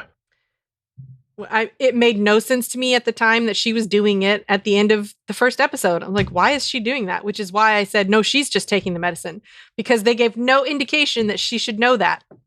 So I'm sticking with my answer. That's totally okay.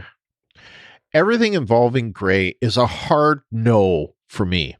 His non-corporeal existence, his visibility to others as a hollow now, Culber's assurance he'll make him visible permanently, and I really don't think the actor's acting skills are very good either. I agree.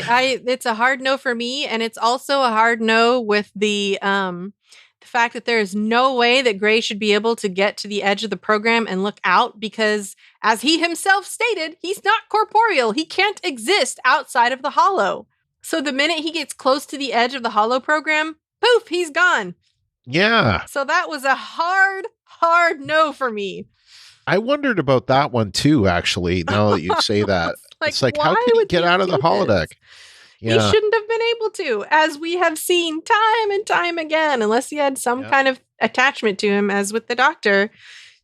No, just no.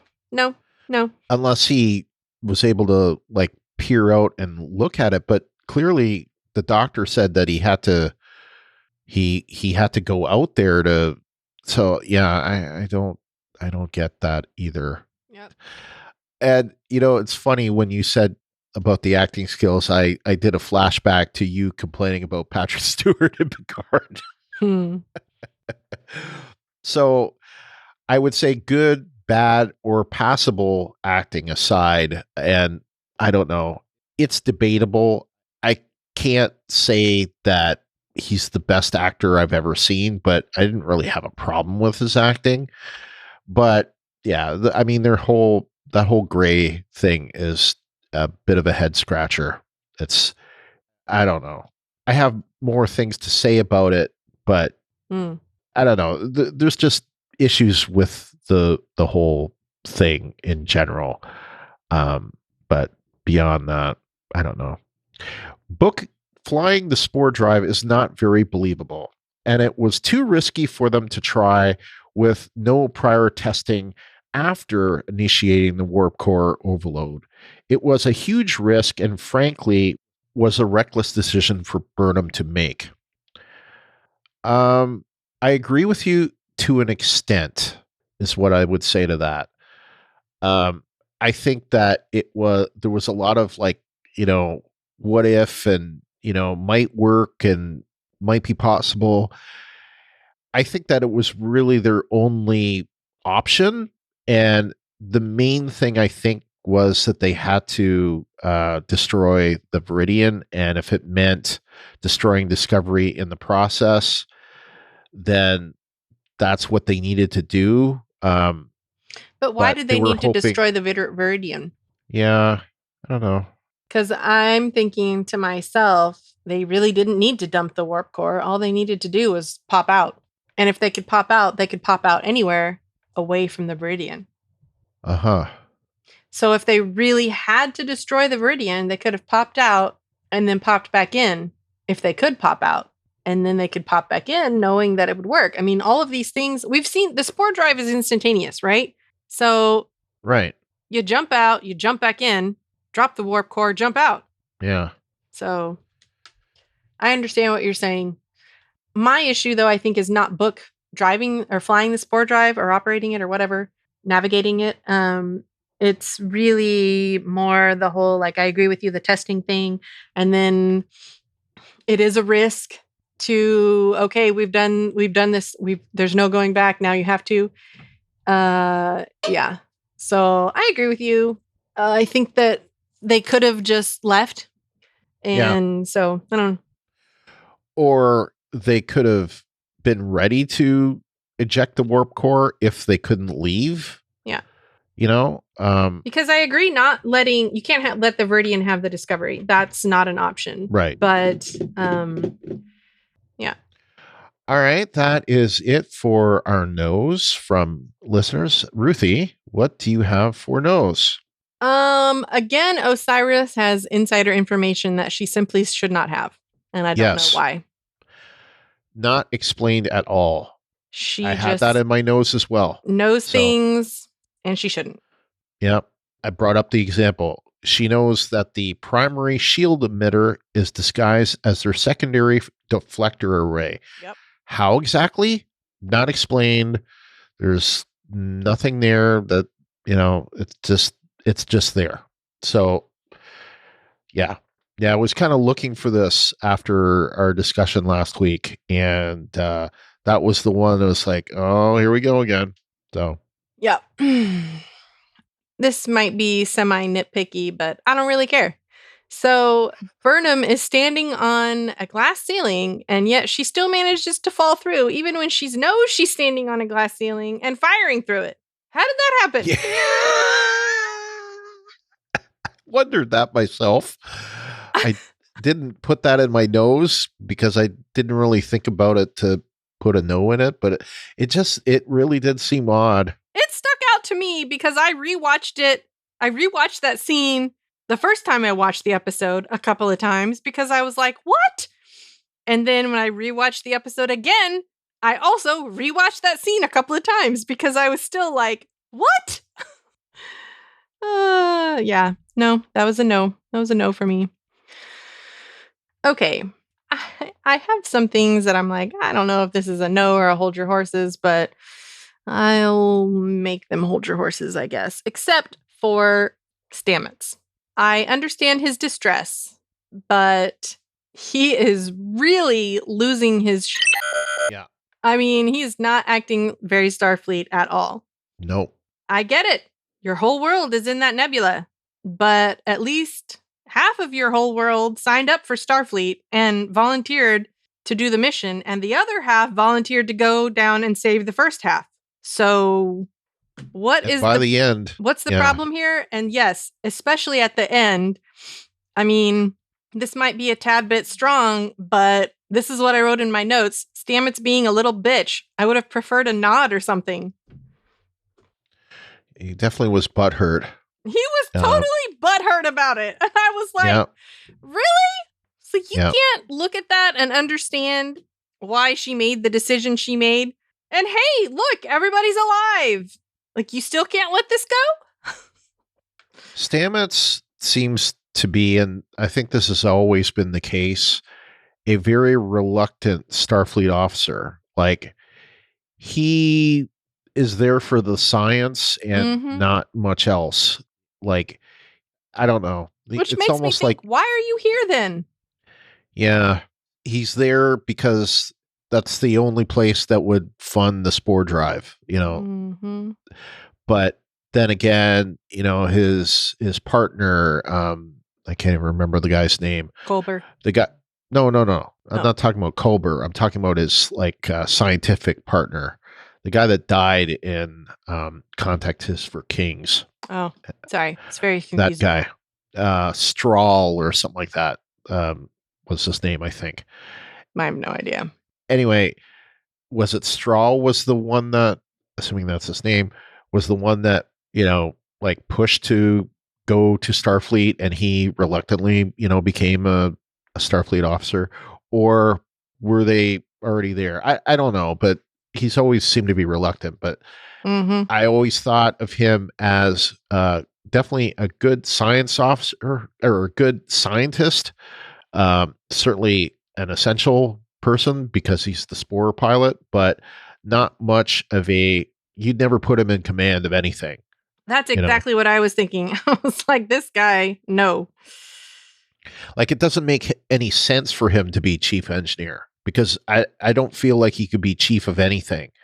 Chief of the Spore drive, that's it, but not chief engineer. Yeah. So I guess that's why Jet Reno is chief engineer. If she is. Right. But,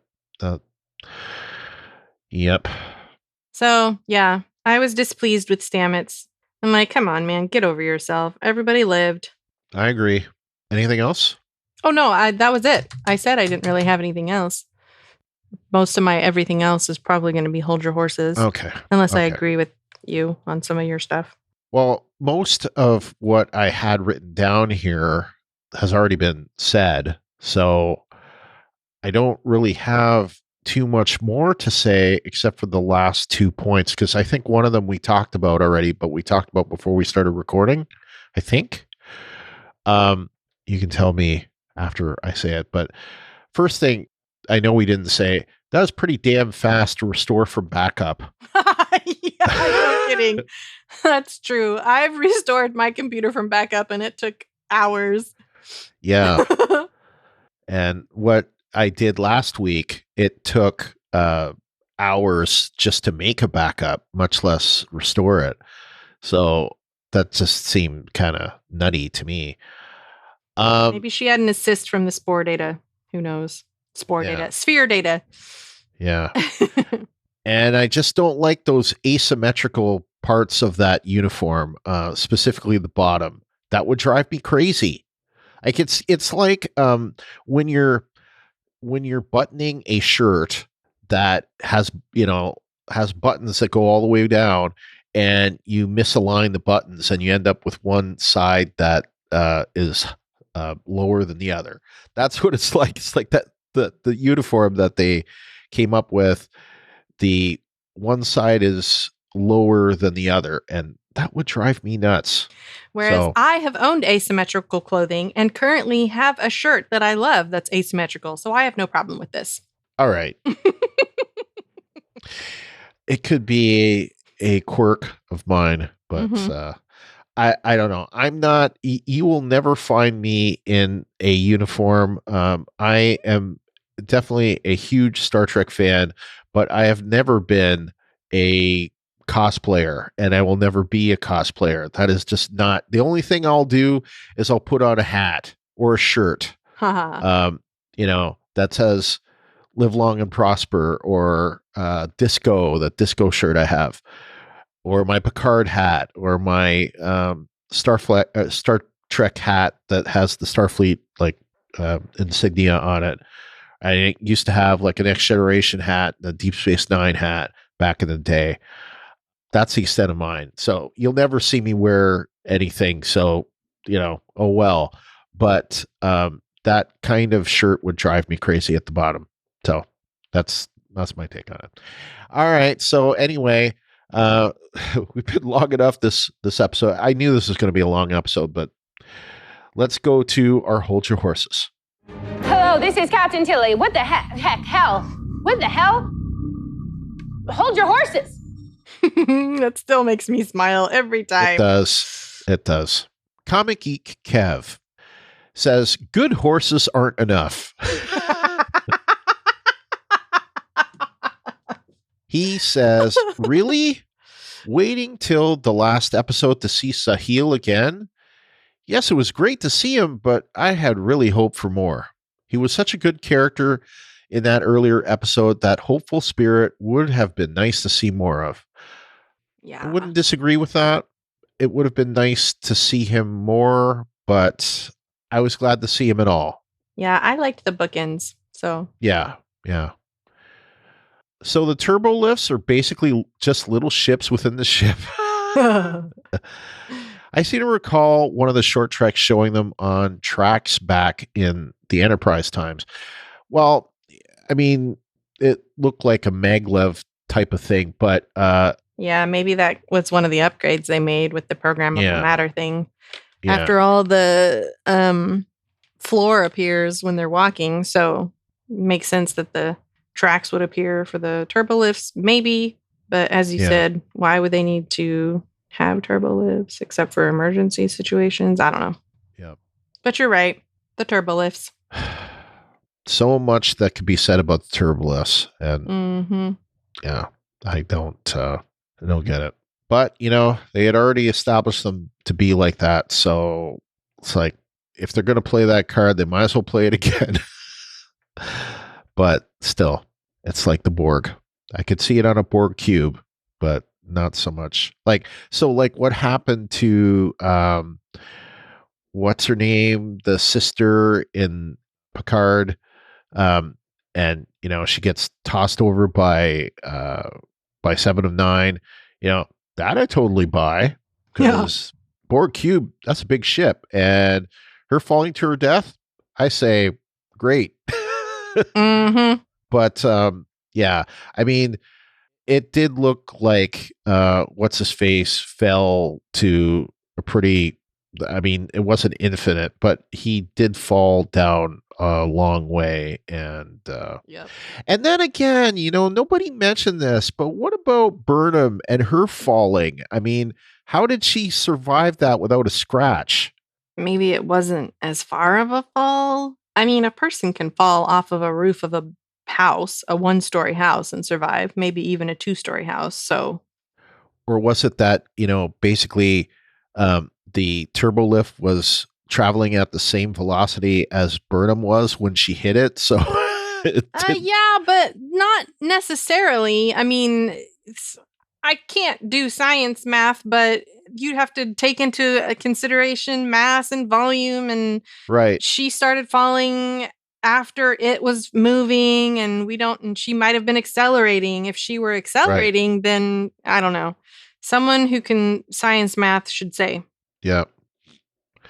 I guess it would, depend upon the net force of, because net acceleration essentially is what it comes down to. But yeah, I wondered about that. So next, was the programmable matter eating Burnham? Was she faking being afraid? She sure pulled the gun and walked back out fast enough. I tend to think yes, but then again, this is a hole that you have to ask yourself, because we brought this up already, and you just did. Here, what's her face knows all this top secret stuff. If Burnham wasn't in any danger going through the programmable matter, then wouldn't Osira know that? She knew all this other stuff. Why wouldn't she know that? I don't know. So, don't know. Foul. I cry foul. Anyway. Yeah. So is Tilly still number 1? I don't think it's any surprise that Burnham is captain if Saru isn't going to be around. Well, it looks like... Based on her uniform? No. Well, yes, that's true, except we do have examples, several of them, when the first officer hasn't been in command colors. So the most, obvious one is Spock, right?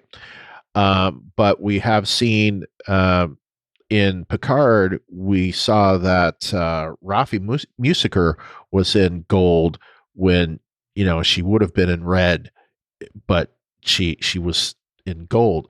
So those are 2 examples. We've seen Data perform that role, like on a temporary basis, at least. So there's that, but Yeah, that's temporary. not a That great doesn't count. example. Right. That's not a great example. But I don't have that much of a problem with her as first officer based on the fact that she was first officer before all this. What I do have a problem with is why is she in blue now when she was an engineer before, which would have made her in gold now? Why is she now in sciences? Yes, sciences matches her over to up with Stamets, but it doesn't match her over to the whole thing with her, what she was doing, and the fact that she was an engineer before, not a scientist. So, but She was an engineer working on the spore drive. Right. So this also plays into hashtag theory, and there's so much of this whole thing, but it's probably going to be 30 minutes. May have to be a supplemental episode the way we're going. Oh my.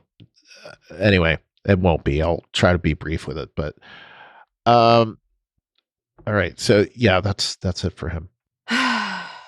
All right. So LT from NC is up next, and he says, no hard nose this go around, but some definite horse holding. To channel my inner augmented sailor. So what's with all the void space inside the ship?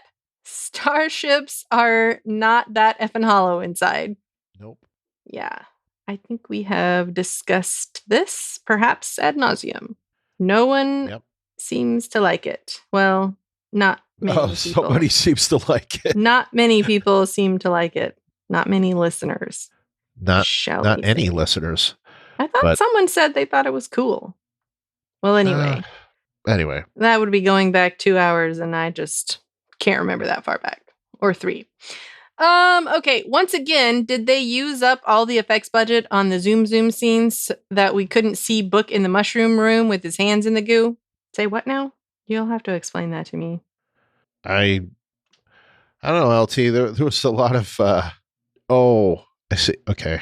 He's saying on the zoom scenes that we could, I guess LT, you're saying we didn't see that, so why didn't we see that? Yeah, I think we should have seen that. But we did see him stick his hands in the goo. But we didn't see Discovery spore away. No. So well, I don't know. It's not like that's something that has to be redone every time. I mean, it seems like that's a clip you can pretty much grab from anywhere and insert here, kind of a thing, like a copy paste. So I don't know. I guess you're talking about the actual ship jumping. If that's what you're talking about, please let us know, because I'm confused. But yeah, I don't know. I guess they did use up all their budget. Well, they used up a lot of budget because there was a lot of special effects in this episode. Yeah, but I don't know. To me, I would say hashtag maybe a little less budget on the stupid turbolift stuff. Yeah. Well, and or I don't know. We did see him with his hands in the goo though. So yeah. If that's what you're talking about, then go rewatch. All right. He goes on to say, so I was close about the Kowat Milat rescue ninja nuns showing up to save the day, but all we got was ships in the distance and a cameo from the president at the end. Yeah. Yeah. We talked about this earlier. This was an opportunity missed. Yeah. All right. Finally, he says, I know nature abhors a vacuum, but are you telling me that none of Osiris' senior minions could keep the lights on in Emerald Chainville? That was just a little too tidy. LT, you and I are on the same wavelength here. So agreed. Yep. Simpatico. Wes from Minnesota says, Aurelio, while I enjoyed the character in last week's episode, I was taken aback. He barely had anything to do other than object to Osiris' preferred method of torturing Book and escape with the crew. That's all. Fell flat this week. I hope he does return, though. Ken Mitchell deserves praise for the way he played the character, though. Hashtag theory. So I'm gonna anyway. I'm telling you, I'm going to push this whole thing all episode. And then when I finally get there, everybody, it'll be like, no on Brian's theory. So, All right. No, it's a good theory. Stamets, is he still angry at Michael for jettisoning him even after the Discovery rescued Adira and Hugh? Appears that way. It does. I mean, to an extent, anyway. They showed him at the very, very end when he was with the other crew and Michael was coming on the bridge. And it seemed like he was semi-okay then. Yeah. But if he was semi-okay then, he should have been semi-okay earlier. So I had an issue with that as well. I was like, okay, listen, Mr. Hot and Cold. I think it could have been better played. Like, if in the end he was okay, he should have given her a stern look at the start of that and then kind of faded away into like showing some acceptance into what happened rather than it play the opposite way, which was what? It played the opposite way, which was basically he sees her, and then as he sees her, he gets kind of like a "you son of a bitch" kind of. Well, I guess you can't say son of a bitch, but Well, I already called him a little bitch, so. Well, okay, that's true. I feel like he gets a look on his face when he looks away. Like, I just can't look at you right now. I'm like, seriously? Yeah. I feel like I still feel like he should have at least given her a nod at that moment rather than an I just can't look at you right now. Yeah, I agree. Yeah. So, agreed, Wes. You're correct. All right. Next, we have Rick from Cleveland. Hold your horses for Jet Reno. Yes, you read that right. How do you have her in an episode without a single line of dialogue? For that matter, where's the rest of the crew? We only see the bridge crew. Yeah, and with that, like, we get the reappearance of Nielsen, who's been mysteriously absent. Yeah, and she just shows up like right at the very end, and I don't know what the heck was going on with that. Maybe she got like COVID exposure, but then again, they were done filming by then, weren't they? Weren't they only doing like post or something? Unless they did some post shooting in November or something pre season 4. I don't know. But then again, I just don't see it. I don't know. I tend to think that Ina was a replacement for Nielsen because for some reason Sarah Middich wasn't available. But I don't know the story, and I don't know if that's true or not. But obviously she was available on that last day or whatever. It was just the whole thing's weird. It was weird, and I don't like it. # theory. So okay, because if you were, I'll give a hint. Both of them are Spore Drive operators. If you had 2 Spore Drive ships, they would both have a place, much like Stamets and Book, for example.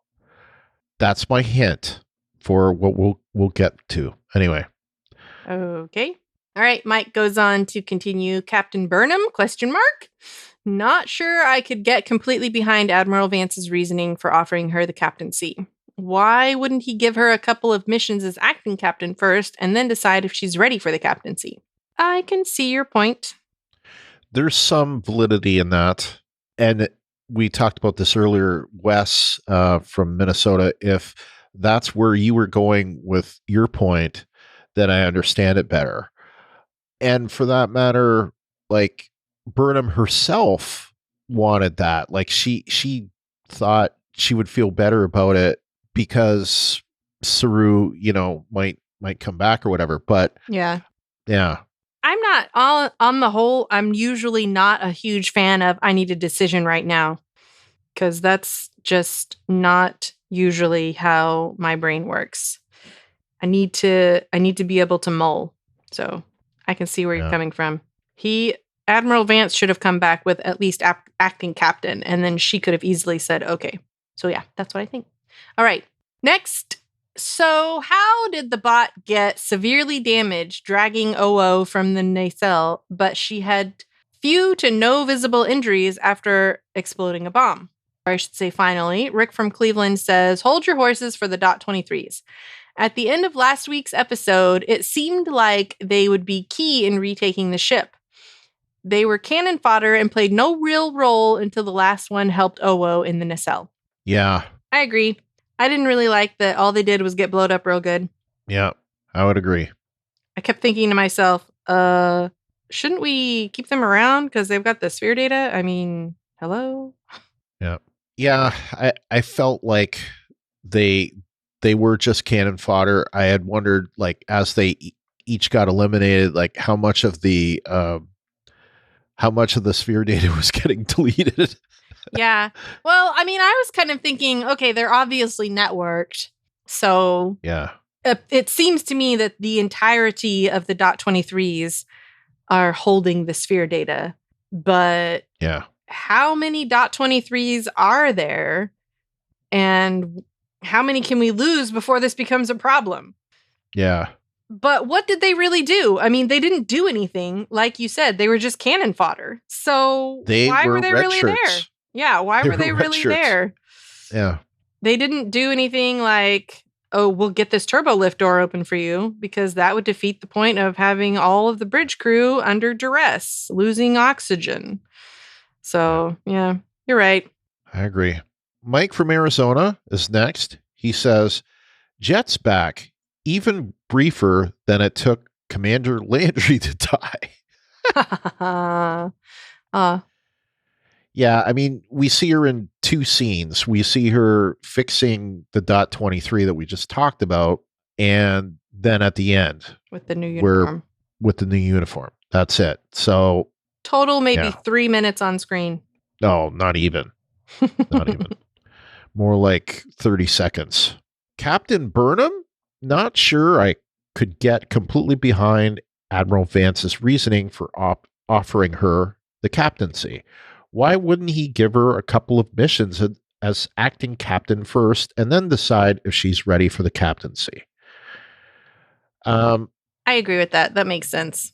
Especially when Burnham herself kind of said that she said something about, like, Saru, do we have to make that decision now, essentially?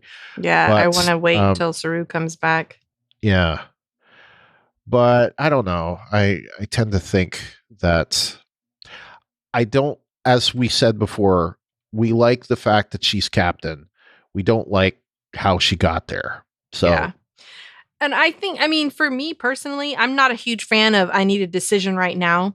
I usually have to mull things over first. So if it were me and someone said, I need a decision right now, I'm not sure I would respond positively to that. So I think that Vance should have said, like, if she said, oh, I don't know, then he should have said acting captain at least. Yeah. Because that would have been easier for her to accept on the spot, rather than I need a life-changing, potentially life-altering decision made in the next 20 seconds. Like, yeah, or give her, like Riker, give her field promotion to captain or something like that. So, it's revocable or something like that, Because obviously Riker didn't stay a captain after Picard was rescued from the Borg. He went back down to commander. So, yeah. Anyway, so how did the bot get severely damaged dragging Owoshkin from the nacelle, but she had few to no visible injuries after exploding a bomb? Are you talking about Owoshkin had few to no visible injuries, or the bot? Because I definitely saw the bot with damage to it. Yeah. I mean, my thought was that Owoshkin was, carried out with the .23. We just didn't see it. It happened off screen, which probably would have been a difficult, expensive visual effect to do, because you'd have her in the, like, there'd be a whole green screen thing, and, I could just see it being expensive. So, yeah. My main question is, how did the bot drag her away? I don't know. I would have liked to have seen more of it, but I understand why we didn't see it. Yeah, me too. Yeah. Tilly acknowledged that Burnham needed to be in charge, but I'm not sure why. Burnham didn't make any significantly complex command decisions to get them out of the Viridian. I would have preferred that Burnham took a page from Picard's book, TNG's The Arsenal of Freedom, where Picard instructed acting Captain LaForge to return his ship to one piece and encouraged Tilly to remain in command until the mission was done. Yeah. I don't know. I don't have any problem with this at all. So I can see what you're saying, but it makes more sense to my mind, I guess, for someone who has a plan to implement it without having to look at another person every single time, every step of the way. Yeah. I don't know. I did not have any problem with Tilly deferring, and I don't think anyone else did either. So that's my opinion on it. The bridge crew got up pretty quickly after being deprived of life support. They did, didn't they? Yeah, I would agree with that.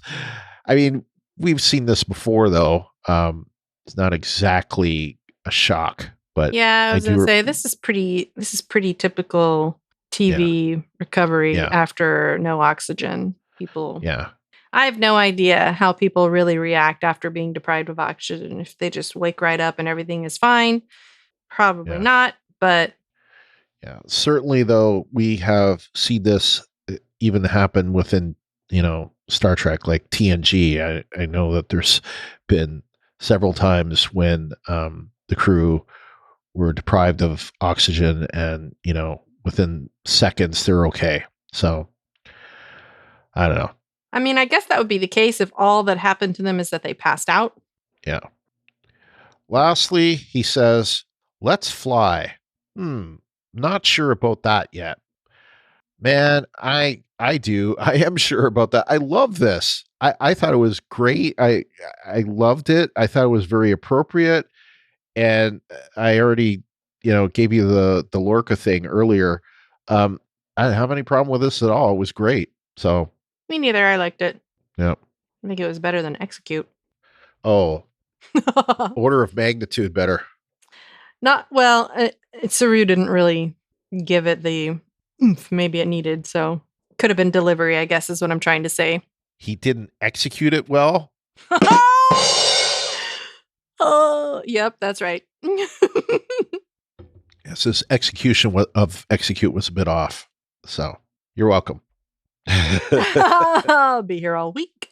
All right. Next, we have Brian from Colorado. He says, no explanation for who is that new bridge crew member. Yep. We talked about that. Yep. But it is Lieutenant Ina. So, and I wondered, Una. He goes on to say, how does dilithium have a subspace component? I don't know. I don't know either. I mean, it is finally a technobabble explanation for dilithium. So I didn't have a problem with that. I don't know what it means. But then again, I don't understand time crystals either. So, there's that. So I don't know. It's probably a hold your horse. Yeah. Cause we don't understand that. So, yep. He says very weak / underwhelming explanation for what caused the burn, but that was already revealed. Yeah. Yeah.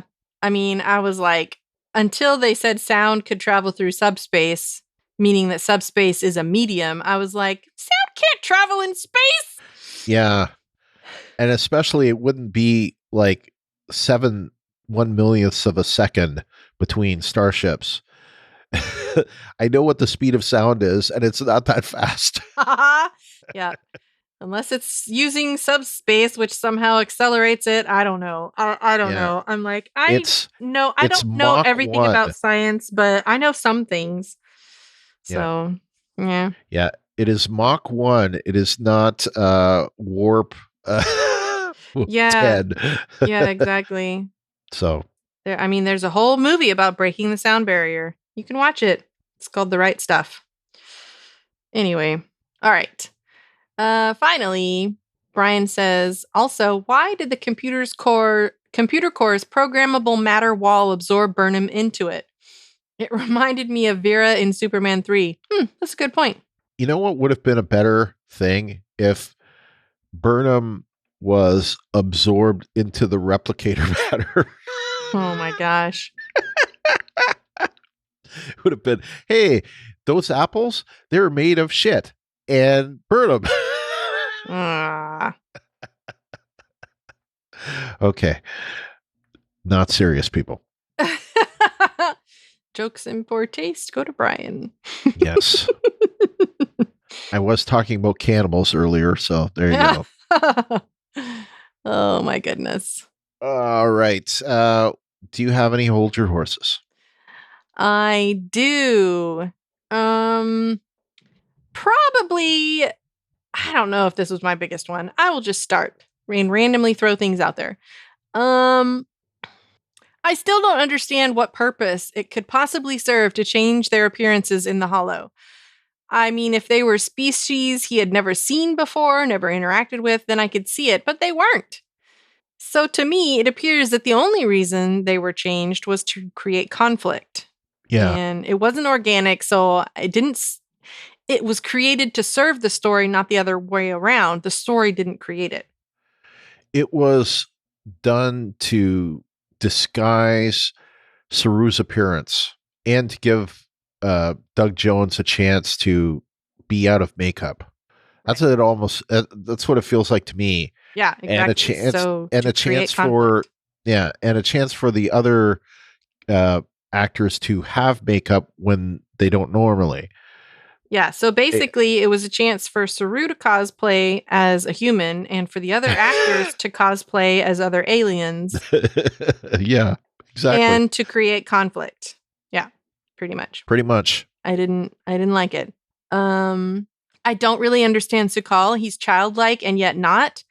He acts like a spoiled child, but yet has complex understandings when he says wanting is not the same as doing. That's not really something that a child would, I think, necessarily make that connection. It's like he has gaps in, like, his education has gaps. So. Yeah. Gaps in his maturity. Yeah. Whatever. And I mean, leading into that, I did not really understand that whole Hollow program. I'm like, if his mother created this for him to be cared for while waiting to be rescued, I just feel like she didn't do a very good job. I mean, it may have degraded over time, but you know, what we see in this episode was very chaotic and in the previous, episode 11, just like very chaotic, very. Yeah. And that makes sense because of it degrading over time. But the gaps in his knowledge, the fact that he's the only one who can shut it off. Yeah. How does that make sense? If he's the only one that can shut it off, and ostensibly she's expecting him to still be a child when the Federation comes, how does that make any sense? Yeah. Unless somehow the program is evolving as he's growing up or something, evolving and degrading. I don't know. I just had a problem with the whole Hollow thing. Honestly, it didn't. Yeah, it was neat to see the other actors dressed up, but couldn't we just give them like some kind of short trek or something to dress them up and have them play dress up in a Hollow program instead of making this a crucial, integral part of the story? Mm-hmm. I mean, the actors on The Next Generation often went into the Hollow program, the holodecks, had fun, and played Robin Hood and what have you, dressed up, lots of fun times were had by all. But this just didn't make any sense to me. I was like, Yeah. Let's see. I didn't really, the whole 10 minutes thing, I can hold my breath for 10 minutes thing, didn't exactly ring true for me. Maybe in perfect conditions for her, she could do that, but I was curious about this because I'm like, what's the longest a person can hold their breath? Apparently it's 24 minutes, but that's underwater. And because there's a difference between holding your breath underwater and holding your breath on land. There's some kind of physiological thing that happens to you when you're underwater that your brain is like, don't breathe because you know you're not going to breathe in oxygen. But you have to like train yourself to be able to hold your breath for that long. So it's not really like a muscle memory. It's something that you have to continuously do. And I don't think that she's been keeping up this practice of extreme breath holding is what it's called. Yeah. And again, she did it underwater. She said they were diving. And so I don't know. I mean, yeah, okay. It's a thing to get her to be the one to be able to do it and to explain why she could do it and blah, blah, blah. But I was just kind of like, 10 minutes. I mean, that seems like an awfully long time. You will pass out and start breathing again before that happens. Yeah. Anyway, let's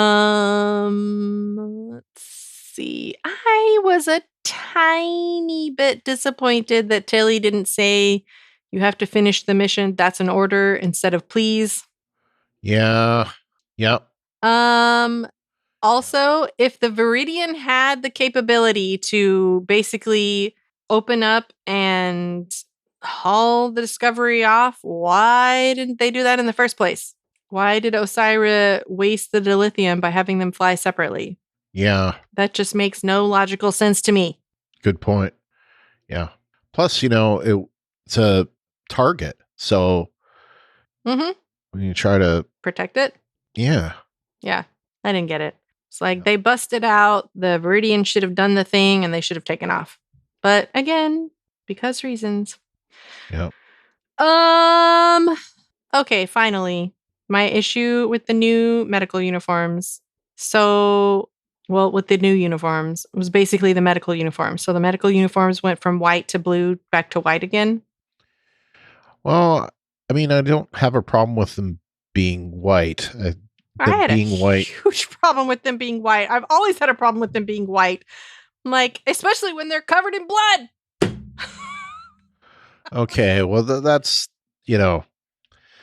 that's more of a present day issue. How is that a present day issue? Well, because that's the way things are today with them wearing white. But I still don't understand what you mean. Anyway, my point is their medical personnel are wearing white uniforms pre-TOS. On the Enterprise in the Next Generation, they're all in blue. Yep. And so what, they decide to go back to white again? Seems that way. Well, that didn't make sense to me. And what we saw at headquarters was that security was actually gray, not gold. So, that's basically they had 5 colors where they used to have 3, and looks like they had 4 at the time of Discovery. So I don't know. Well, it doesn't make any sense. And I really feel like the only reason they put them in white is because it offsets their skin tone so well. Yeah. Like no one else is dressed all in white except for those 2 people who are prominently seen. I mean, other people, they're in the background. Right. But background characters. The two main medical personnel, they look stunning in the white uniforms. They do. But man, that seems so impractical. And I feel like he should be in blue. That's all. He should be in blue. Okay. Your opinion is noted. My last thing is, why did they warp away instead of jumping away at the end? That was my only hold your horse that was left. I don't get that either. Sorry, I just took it. Yeah, it's okay. Yeah. Yeah. I don't get that either. It made no sense. Especially that means they're using dilithium. Mm-hmm. They should spore away, mm-hmm. So it didn't make any sense. Yeah. I know we've got this whole planet, but we've got a whole universe to supply. So right. and it's I know it's traditional for the ship to warp away, but that's not what Discovery is. Mm-hmm. Discovery is a ship that jumps away. So let it jump. I didn't get it. Me neither. Yeah. So, as previously mentioned, Ruthie stole my hold your horses. So, I don't know. There may be other things. I've said other things anyway, so I don't feel too bad about it. So let's move on to our feedback section and open hailing frequencies. All right. So we have 4 voicemails this week. First one is Jeff, X-Force 11. Hello, Brian, Ruthie, and Star Trek fans. This is Jeff, X-Force 11, leaving my feedback about That Hope Is You, Part 2. Wow. I think we all needed this episode after this crazy week, and I'm really grateful for this season. It had its ups and downs, but I really appreciated the story of this season and bringing back hope to this reality that we have jumped into time-wise. And I appreciate Burnham taking up the role of captain and her crew there behind her. I must say that I do like the new uniforms that they have at the end. I'm still not sold on the comm badges, but I do like the uniforms. I enjoyed this story a whole lot, and I am glad that Booker is still on the ship. I am looking forward to see what they do next season, but I'm really glad that we got to see more of the bridge crew and them working together the last 2 episodes. I think that's what this series needs going forward, is a look at the bridge crew and what makes the Discovery crew who they are. And so I'm glad they started this journey in this episode. Thank you, Brian and Ruthie and everybody else who has given feedback on this season, and I cannot wait to see what it holds next time around. All right, those are my thoughts. X-Force 11 is out. Well, Jeff, you said that that you appreciate, the adventure. I just want to say we appreciate you. And yeah. I said this to him yesterday on Messenger, because as far as I know, I believe we can say that through every episode that we had this season, covering Picard, covering Lower Decks with Kyle, and covering Discovery, Jeff put in a voicemail for every episode. So kudos to you, man. Thank you so much for being a great listener and participant in all the podcasts. So, and we want to thank, of course, everyone that gives us feedback every week, because you guys make the show. Like, our whole show is structured around your feedback. So don't ever think that we don't value your contributions, because we really, really do. So I will say at this point that Jeff noticed one of the things that I noticed that helped me come up with this whole theory. So I'm going to start unraveling the theory now. I'll do most of it in my notes section, but here's the first thing. Okay, so when we get to the last scene and we see Burnham arrive on the bridge, we see Tilly essentially performing first officer duties, but she's in blue. Now, aside from the fact that she should have been in gold, right, if she's still an engineer, which I think we talked about earlier, she's not in red, okay, which, again, not a big thing. However, here's the interesting part. If you watch the Ready Room, you will see scenes on it where she is in red. And I believe what happened was, if you notice when you're watching the Ready Room, the Ready Room showing scenes of them in their new uniforms? Yes. Okay. Yes, there's a montage, and it is approximately 5 minutes and 10 seconds into the episode. You will see Tilly in red. And what I believe happened is they digitally changed her red to blue. And the reason why they did that is because they realized that they had effectively, or de facto, or whatever you would say, they effectively wrote out Saru of the show, or at least they made it appear that way.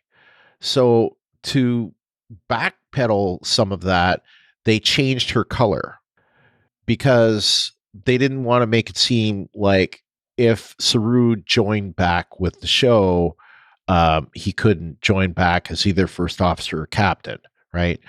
So that's what I think happened. And this started, once I started realizing why they did this, I think what they probably did was they looked at the season as a whole, and they realized that they made this mistake and they changed this. But then they also, like, if you listen to the questions and the things answered by Michelle Paradise on the Ready Room, it's pretty clear that she had to answer the question, is Saru off the show? And she's like, oh, no. Saru's still on the show in season 4. So I think they changed that. And then I started thinking about what it means. And this is where I start getting into the theory. We'll get into Calypso. We will get into pilots, and we will get into the fact of my theory. So we'll just hold off to the rest of it for now. But that's the first thing I noticed that made me start to develop some things. So anyway, yeah. All right. So thank you so much, Jeff. Yeah, thanks, Jeff. Anything you want to add? No. All right. Next is Edwin from Arizona. Hello, Brian, Ruthie, and Star Trek fans. This is Edwin.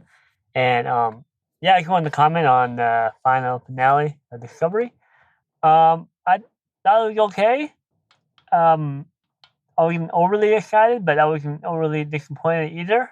But yeah, I definitely agree that the season had its ups and downs, and it's kind of weird, like I liked the last 2 episodes before, and then this one is kind of just like a mediocre one now.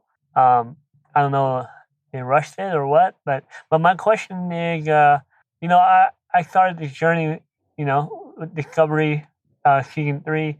I had to go back and watch season 1 and 2, and you guys helped me out. Definitely tell me where the timeline was at, and so I quickly found out that it was, even before Kirk, the old Star Trek. And now I'm thinking, I just had a question, would this have been better if it was just like a new Star Trek in the future? I mean, it's kind of weird. I mean, we're in the future now, and we're way past Picard and everything. But like I said in the beginning, I thought it was just a new Star Trek, past everybody. But it ended up with the old Star Trek.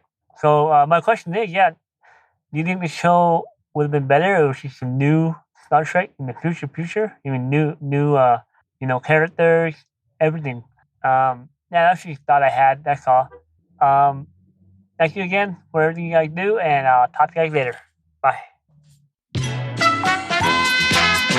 Well, thank you so much, Edwin, for that voicemail, and a couple of interesting points to bring up. Now, I was a little confused by that. Did you watch seasons 1 or 2, or you started and then so? I think he said he watched seasons 1 and 2 and was confused about where this set in the greater Star Trek timeline. Okay. And I believe we told him it was basically in the past. Right. So that's where he was. So starting. the next question I'll answer is, it should have been in the future. It would have made, and this is a point that we have felt very strongly in from the beginning. They should have made it so that these, if they had started the show in the 25th century, for example, no one, not a single person would have a problem with it. Yep. Even the Klingons and the radical Klingons, I mean, it could be explained away with, well, they tech the tech and, change the change and whatever, or put them like at the end of the 25th century, who knows? That would have been fine. Or put them in the 32nd century, whatever. Wouldn't have mattered any different. But a lot of that, the issues that people had, and I think justifiably, were because of where they put Star Trek or Discovery, 10 years before Kirk and Spock. And then, of course, made her the foster sister of Spock, someone that we had never heard of before. But I always argue with that because we didn't know about what's his name from Star Trek V, Cybok. So, so it was a similar thing. So that I believe, but the rest of it, I think I didn't. But anyway, yes, it should have been in the future all along. Yeah, prequels are problematic. Yeah. Whether or not it would have been a better show had they done that, I can't say. Yeah. Yeah, but there would have been a lot less problems with it if they had put it in the future. I don't know. I just don't know why they did that. Yeah.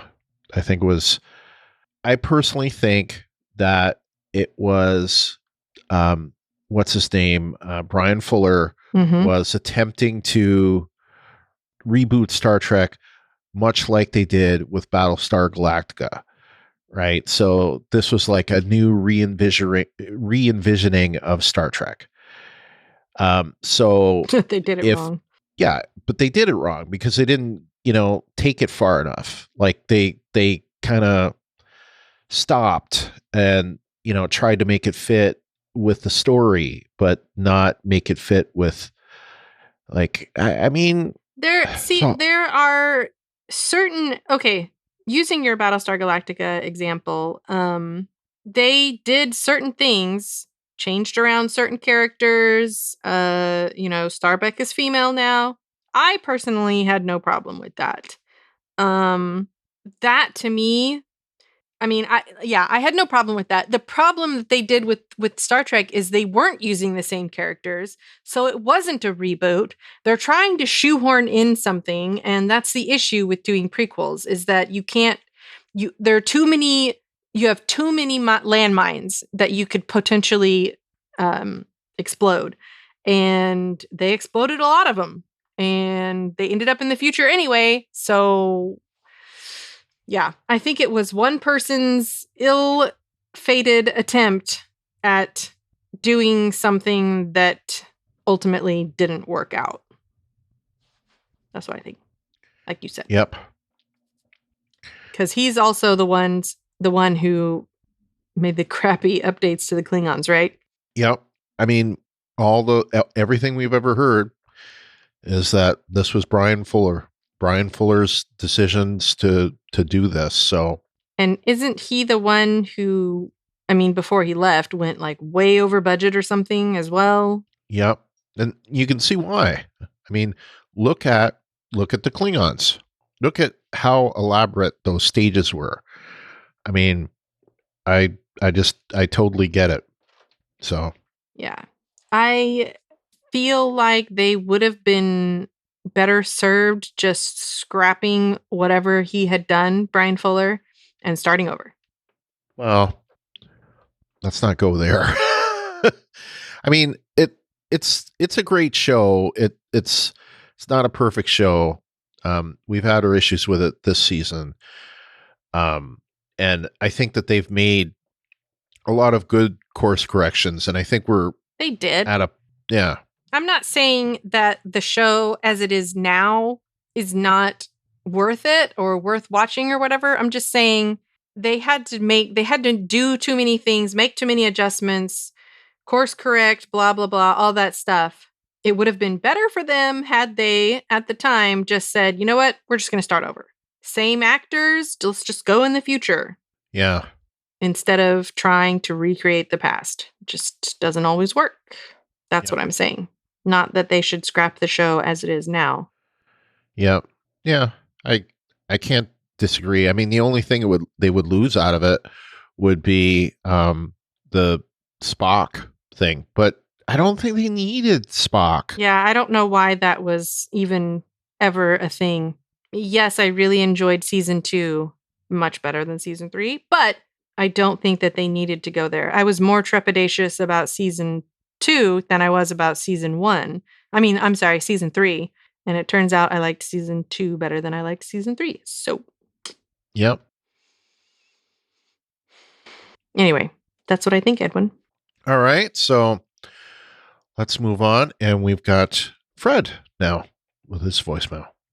Hello, Brian and Ruthie, and all listeners to Talk Through Media. This is Fred from the Netherlands with some feedback for Star Trek Discovery, Season 3, Episode 13, the Season 3 finale. Nice ending. Everybody in new uniforms. Captain Burnham. I was a bit surprised about Admiral Vance. We all, or at least I, expected, and I saw that on internet as well, that he could have had a hidden agenda and that he actually could have been an evil person or a bad person. Well, so far, we didn't see anything of that. The only biggest mistake he made, I think, is that he didn't agree on a treaty with Odessa. He was there 2 Starfleet Rages. And Book survived. Some people thought he wouldn't. I really wonder which position Saru will take when he comes back to the Discovery. I wonder if that invigilator Aurelio will stay around. Of course, also partly depends on the health of the actor who has ALS. Possibly a little bit of a nitpick is after they blew up one of the nacelles, they later could just fly with the Discovery. I didn't care so much for the Su'Kal story, although in this episode the influence of the artwork of Escher has been shown even more, with this whole staircase behind Su'Kal and Saru. Another possible nitpick is that if you see how far these turbolifts travel, then the Discovery must be immense, or I just have a wrong feeling for sizes here. And if you then realize that the Discovery is fully incorporated into the Viridian, you can't imagine how large the Viridian then must be.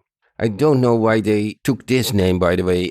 I find his name Viridian very confusing. It always reminds me of Vidians in Star Trek Voyager. These scavengers of body organs because their own organs failed due to a disease called the phage.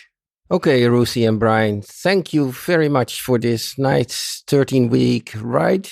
Thank you very much for all you do for the podcast, and Brian for taking the screenshots for the blog post himself. I think it saves time taking it yourself instead that I did it. Greetings, all the best, Fred from the Netherlands. Well, thank you so much, Fred, for your voicemails and for being such a great friend of the podcast. And yeah, the Viridian name is confusing because I think I brought up at one point, it's like, wasn't the planet from Generations Viridian? And it turns out it was. Viridian 3 was the name of it. And the only difference is the Osiris ship is the Viridian, and the planet in Star Trek Generations is Viridian. So it's VE versus VI in Discovery. So otherwise, it's pretty much the same word. So, and yeah, Vidian's the phage. That's yeah. There's a lot of species that sound the same. Mm-hmm. True. You are right though about the size. You are definitely right about the size. And then how much bigger should the Viridian be? No doubt about it. It's a little bit wacky. Yeah. I never really got a great I could never really figure out what the Viridian looked like. Like, did it some morph? Giant barge thing or something? I don't know. Yeah, I mean, did it like morph like book ship, or because I don't know, it always seemed to look different every time I'd see it. I don't know, maybe. So I don't know. The nacelle wasn't blown up. It was just like kind of dangling or semi-detached, or the programmable matter was deprogrammed. So I don't think that it yeah, they didn't completely blow it off. No. So that was my take on that. It was just enough to take them out of warp. It wasn't enough to blow up the ship, Right. Yeah. You mentioned, I think, this last week about Vance. I don't know where that came from. I never once thought that he might possibly be a bad guy. Yeah. I think it comes from people just being suspicious of the fact that he's played a lot of bad guys, I think. He hasn't played a lot of bad guys. Has he played any bad guys? Because that was my understanding. I don't know his entire career, but I know him most notably as playing in Deuce Bigalow, Male Gigolo. He was the Gigolo character, which is why I gave the very first rating I gave, in case anyone didn't ever get that. And he was also the head of the Magi in The Mummy 1 and 2, the first ones with Brendan Fraser. Okay. So that's the other part of my first rating. That's how I know him best. But he's been in a lot of things that I can't recall ever seeing him strictly as a bad guy, like a mustache twirly bad guy. I mean, maybe he was we're uncertain of his alliance or something. I think he played a spy in Covert Affairs, and we were kind of unsure as to his intentions towards the main character, but I don't know where that comes from, honestly. Like I said, I'm not familiar with his entire career. But those are the roles that I probably know him best for. I think maybe he also had a spot in NCIS where he was playing as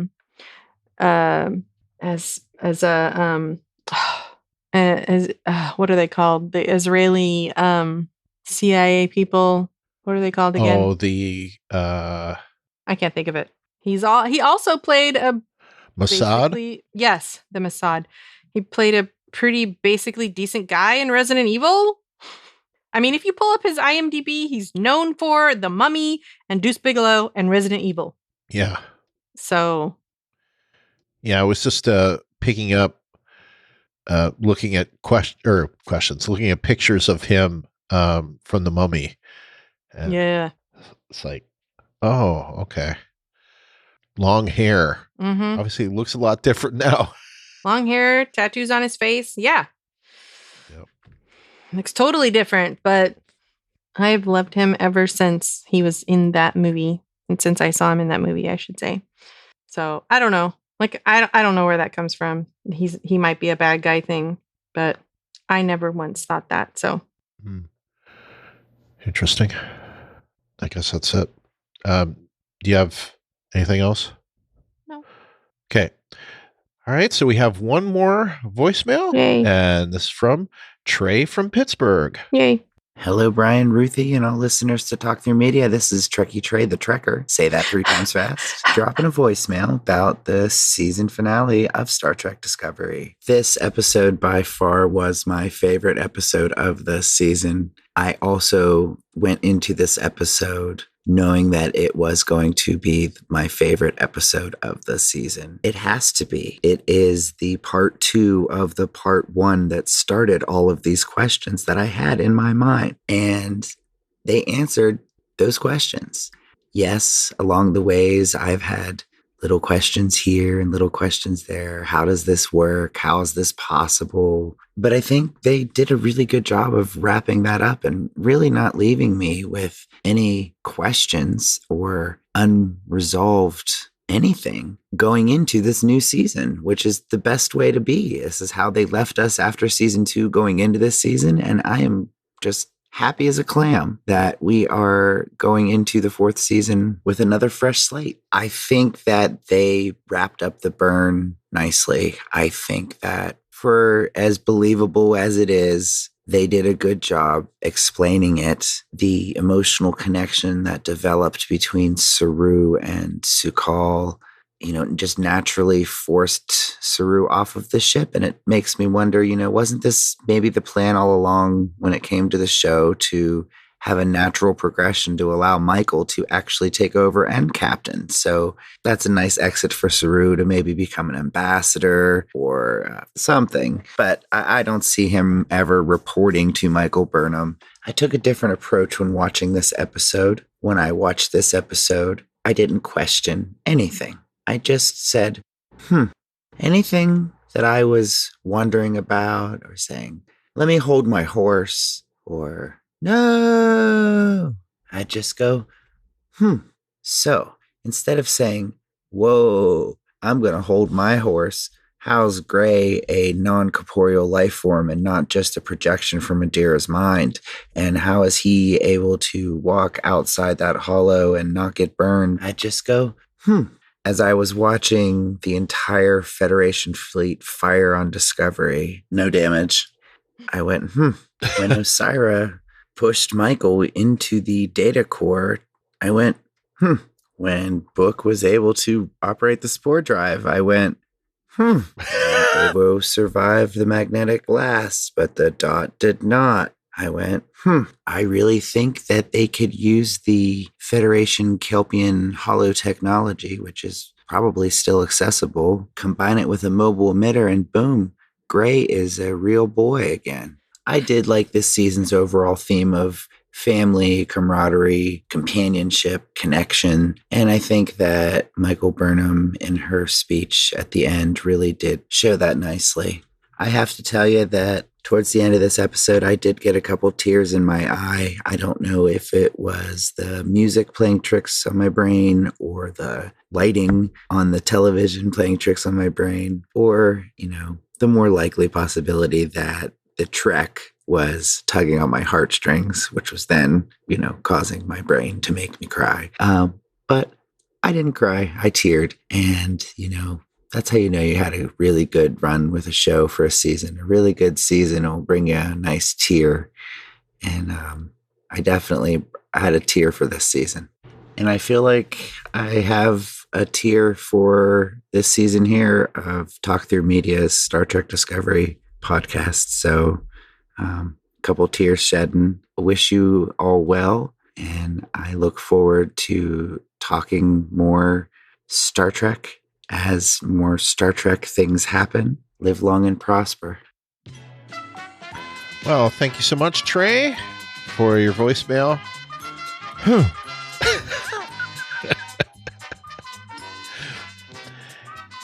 Yep.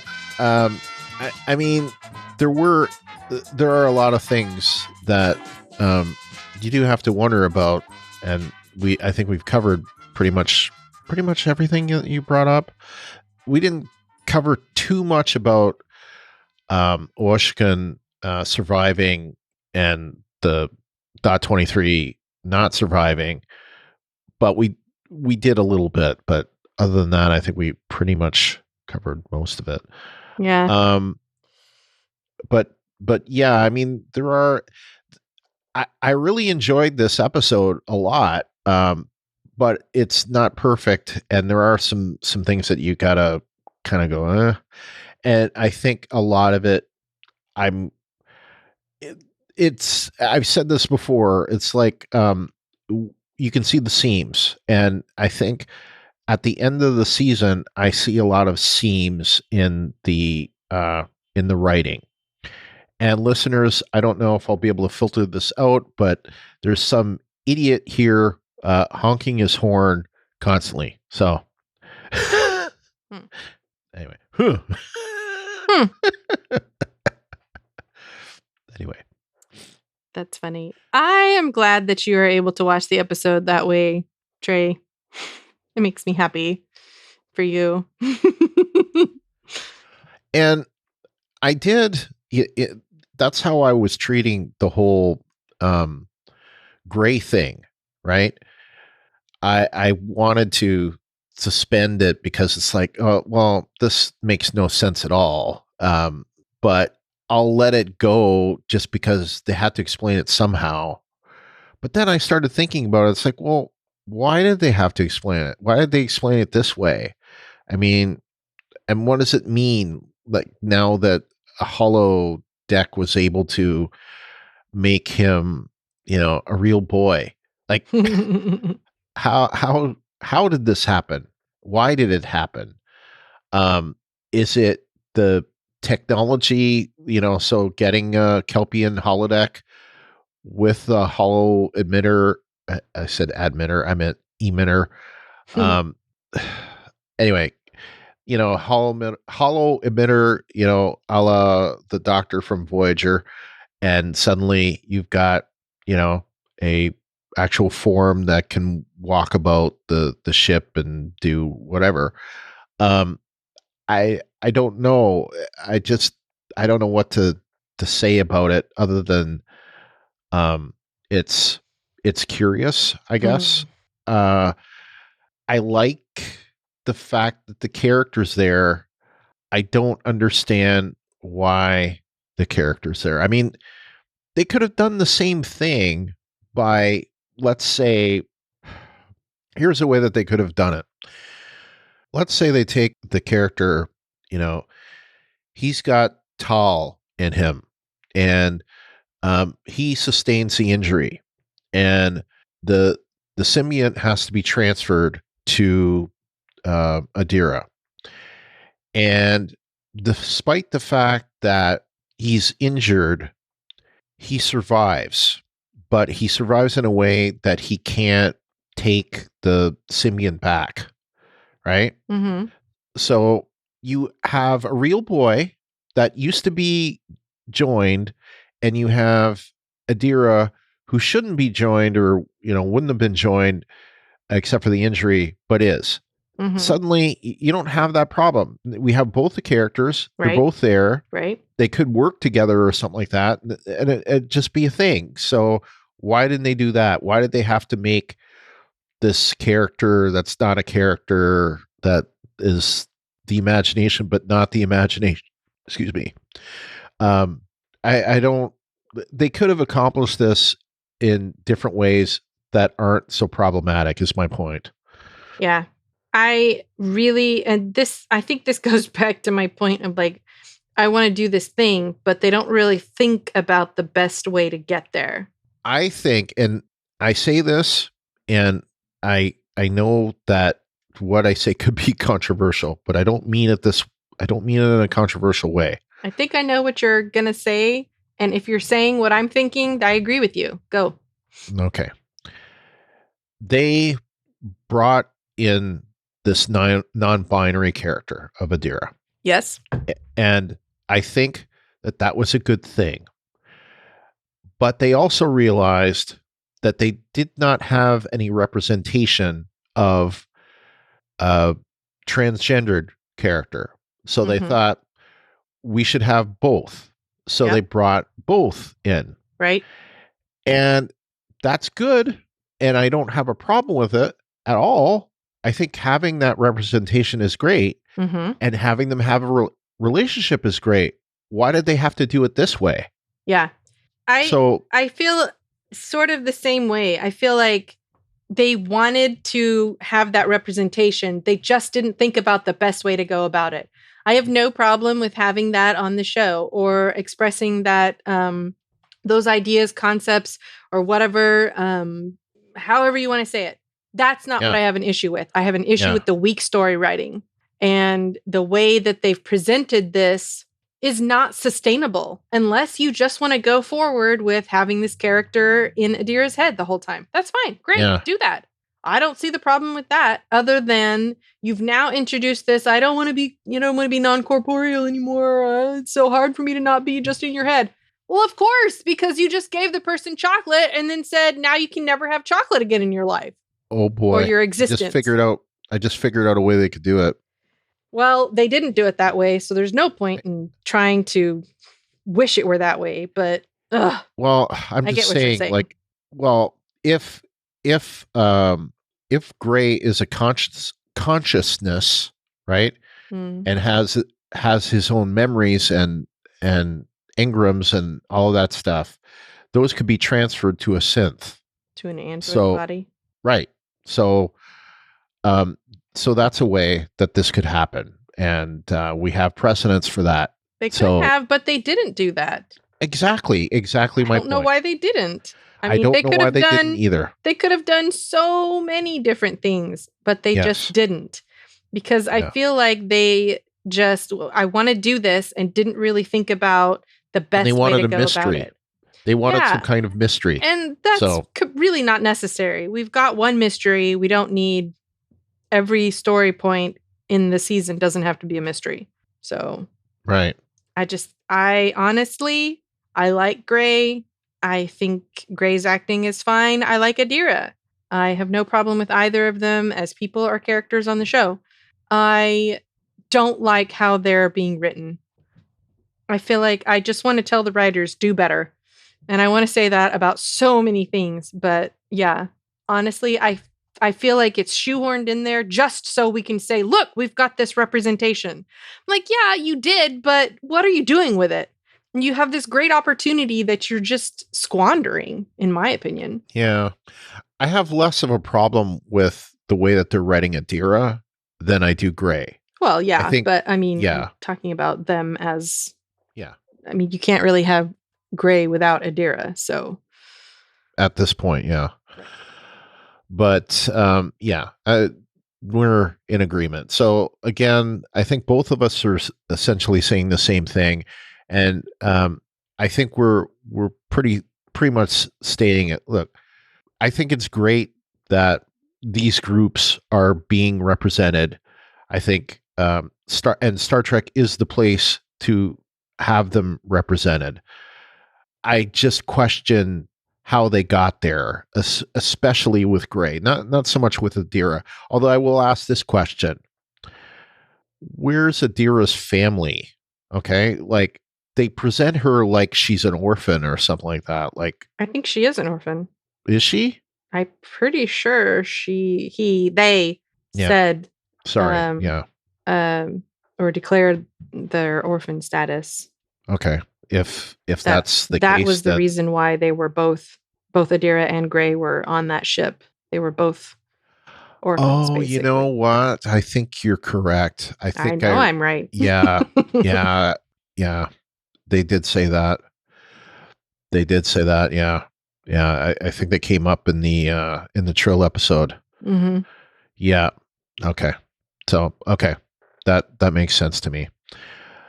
But, I think that the writers could have done it without the mystery, or they could have had a different mystery. Yeah. I don't know why that particular mystery was necessary.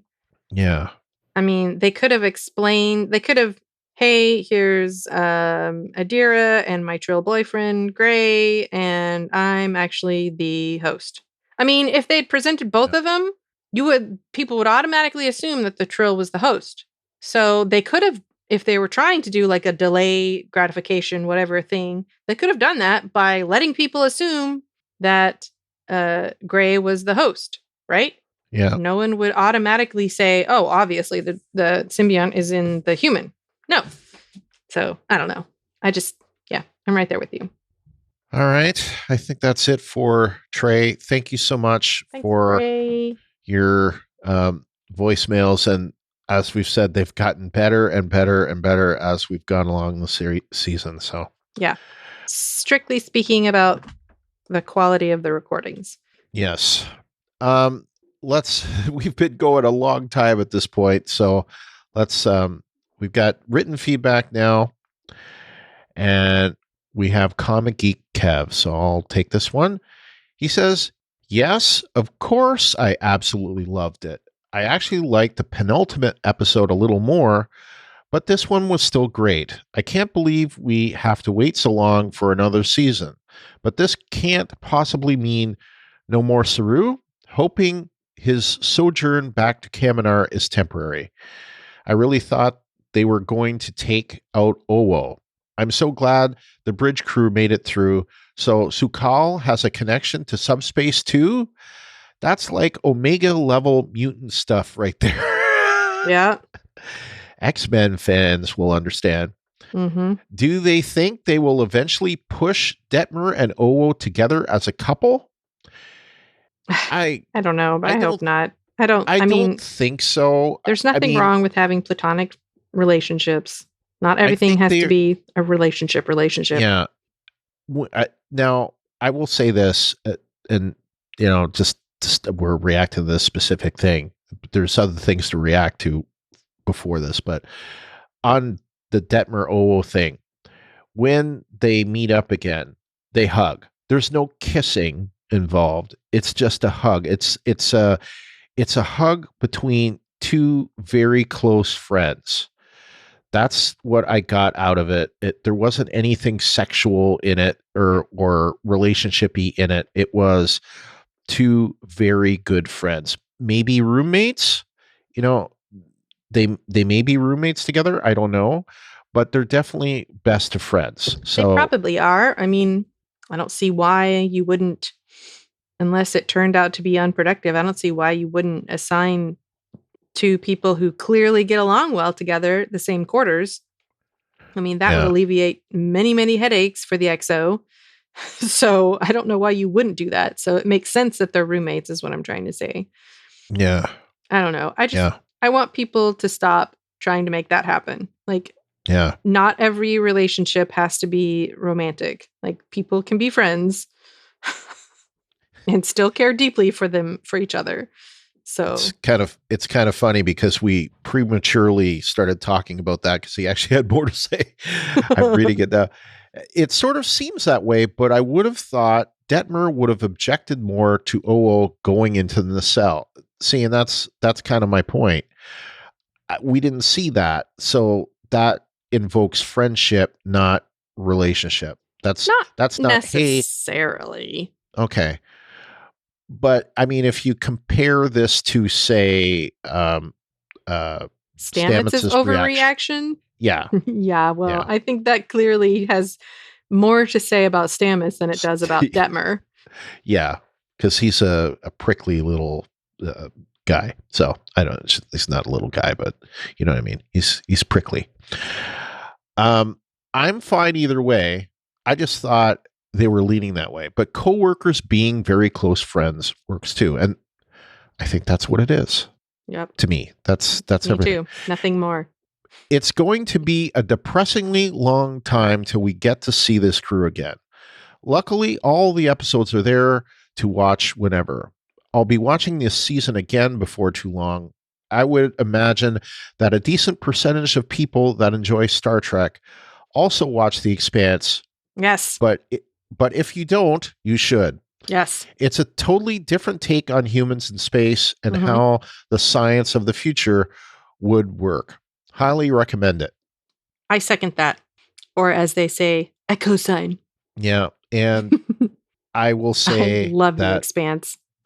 I was a very big fan of it, season 1, and was a very big fan of it through the half season of season 2 that I got to watch. And I don't remember what season we were on, what I was covering at the time it was on, but when season 2 was on, I was podcasting about something else. It might have even been Discovery, I don't know, but I just didn't have time. And like I said, for every stupid NBC Universal product or show, they only ever let you see 5 episodes at a time. So the moment you got behind more than 5 weeks, you could never catch up. And that's what happened with The Expanse. And I just never, when they got onto Amazon for like season 3, I just never got back on. So they are one of the shows that I want to get back on watching. But I'm probably gonna, since we've heard so many people talk about The Mandalorian, that's probably what I'm gonna watch next. So I'll watch that, and then after I finish that, then I'll get to The Expanse. But I'll probably also do another rewatch of this season of Discovery before we talk about it in Patreon. So that's a plan that we have, is to do a Patreon soon. But I am looking for season or show recommendations. So if you have one, please let me know. But like the next show that I'll be covering will be The Walking Dead season 10, A or whatever you want to call it. I don't know what to call it. But the last 6 episodes of season 10 that were kind of like an add-on. And that starts up February 28th. So we'll be back on the Walking Dead talk through, I think, for that. But I don't know. I think it seems like the next Star Trek show that we're going to get is Lower Decks season 2. And then hopefully Discovery will be back at the end of this year, I guess. But we'll see. We'll see. Anyway, that's it for Mike stuff. Oh, well, actually, there was something I was going to mention before. The whole Su'Kal has a connection to subspace. Yeah, supposedly he's not a danger. So, but I mean, what would happen if he's on like a warp ship and has could he be to a warp drive what, say, Stamets is to a spore drive? Could he make it go? Could he be like the Traveler or something like that? I don't know. I don't know. I think he's not a danger insofar as the planet that he was on magnifies what happens to him. So I think that's the reason why. Yeah.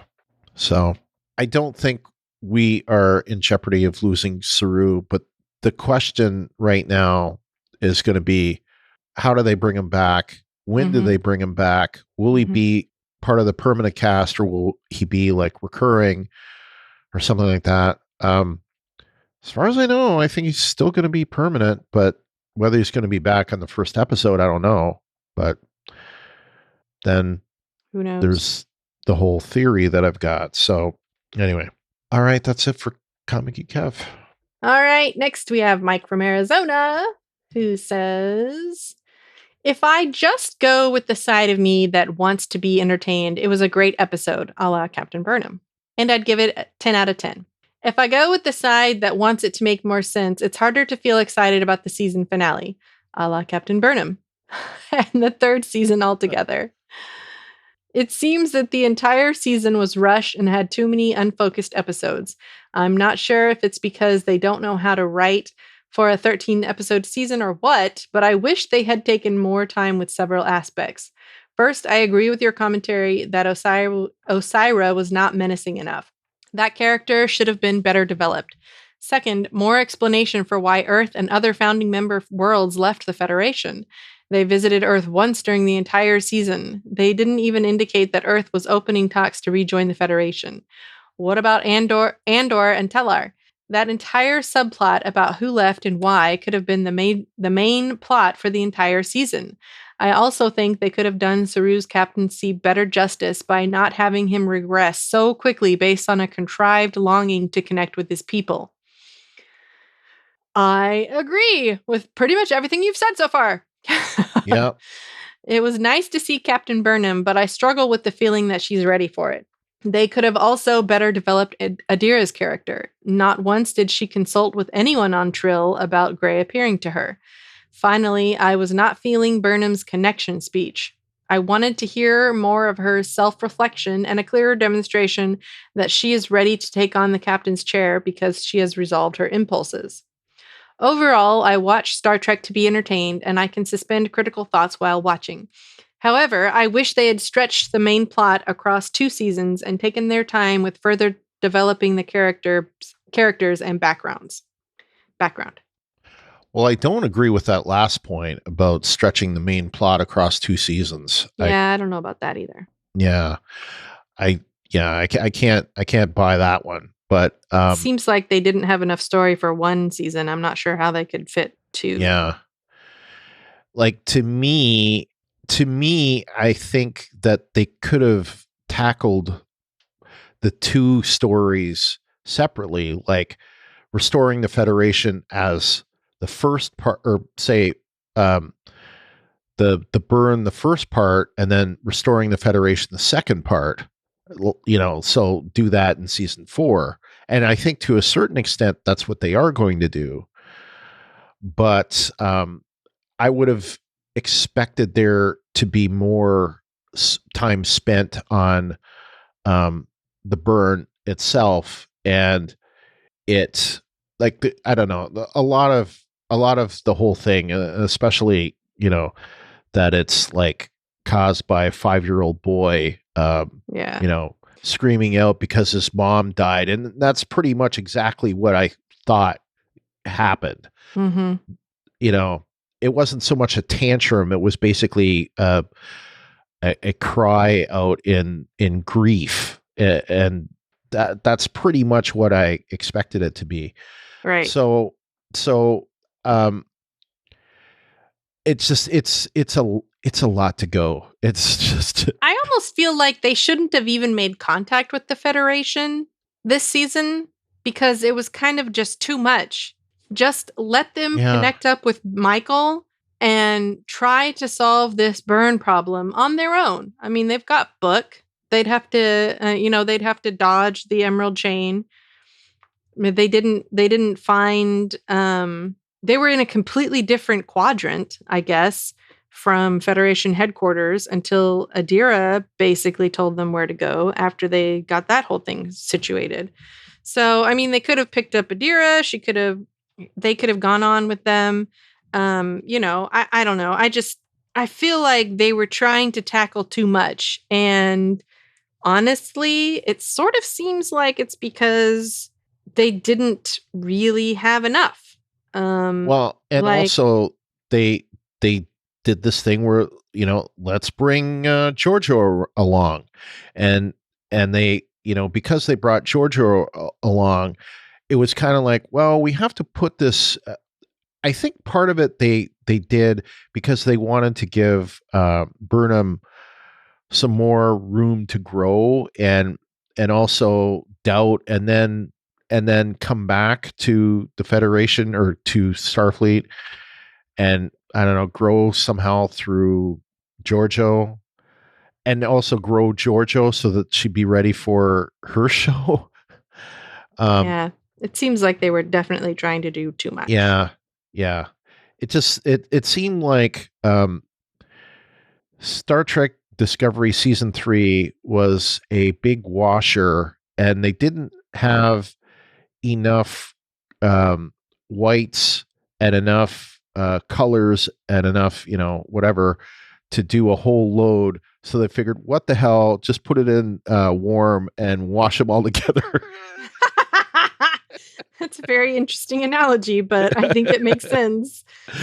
Yeah. They didn't have enough whites, coloreds, and denims, or lights and darks, if you will. Whites, lights, and darks. Yep. Yeah. Let's just all wash them together and see what happens. Yeah. Which anyone who's ever washed whites with darks knows that's a huge mistake. Yep. Yeah. So that is kind of what we got. I think that's an apt analogy. Yep. I don't know. Anyway, it's over now, and that's all I can say. All right. Continuing with my... I did want to... Okay, so more things I wanted to say about that real quick. I agree on the Adira stuff, not talking to Trill. That's a very astute point, and we haven't mentioned that before. I thought that often as well. Why don't they talk to the people on Trill? Surely they would know whether or not this has ever happened before. The Andorians are explained because we know that they are part of the Emerald Chain. Right, which and they've been doesn't make pretty any prominent. sense, but okay. Right, right. And I believe that all of this shows to, and they even talked about this on the Ready Room, they were writing backwards. So they knew where they wanted to go. Mm-hmm. So, and they knew where they were, so they wrote backwards. And they, they built the episodes 2 through 12 based on where they were in episode 1. Well, actually, I guess episodes 1 and 2. Right. Because they were, and then built episodes 3 to 12 based on where they were, where they wanted to go. So anyway, it just it feels it. Yeah, it definitely feels like that's what they did. Yeah. So they made the characters act a certain way to advance the plot a certain way. And I feel that's always a bad idea. It is. I think that it's better if they figure out the starting point and work from the starting point to get to a final point, but that the final point not be like in stone, this is what it's going to be. Yeah. Like, I mean, I have no problem with them having a, like, this is, I want to go in this direction kind of an idea, Yeah. Like a starting point and an end point, that's fine.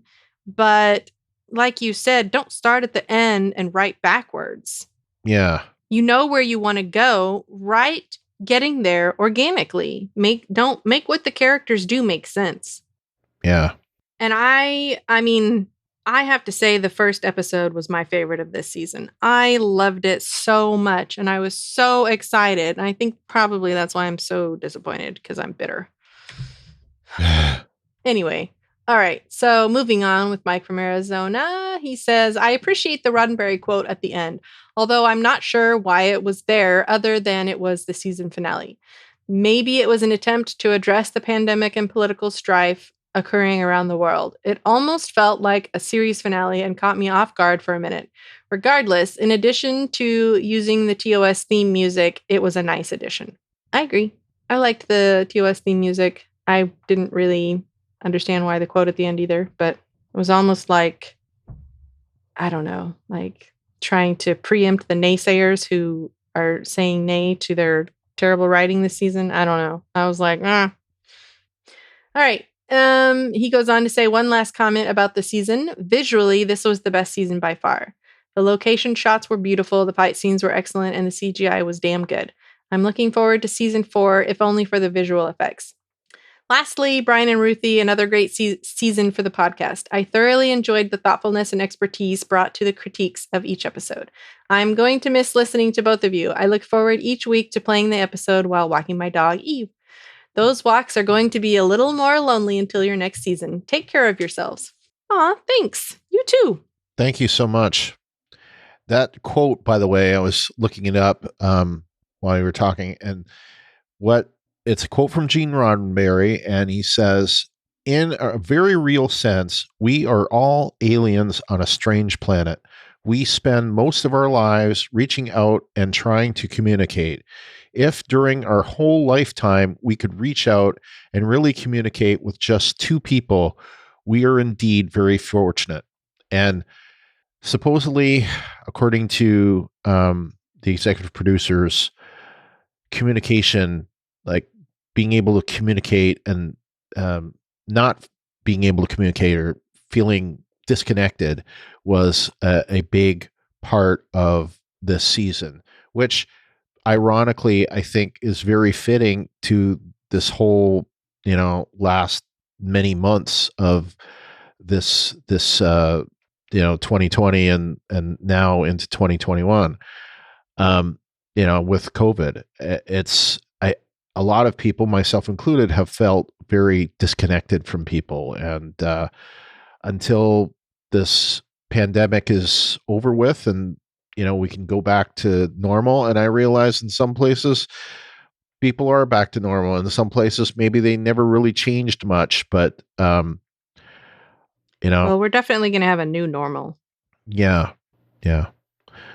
But I think that's a real part of it, though, is, that makes sense. Yeah. I think, yeah, well, yeah. Brian from Colorado is next.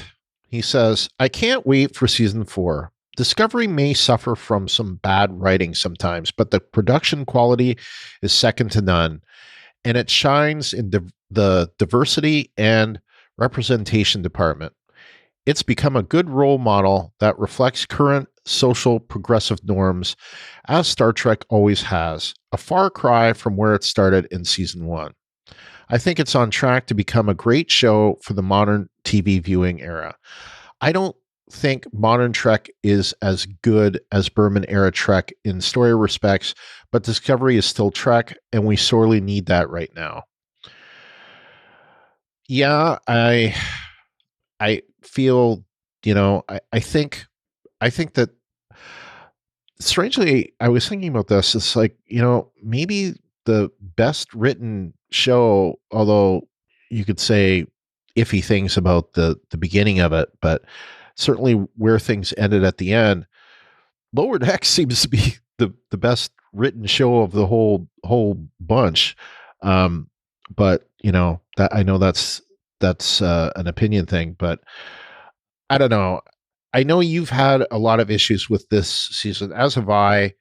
I think I've had less than you have, Ruthie, but I look at it and I see places where they could have improved things a lot and places where they could have improved things some.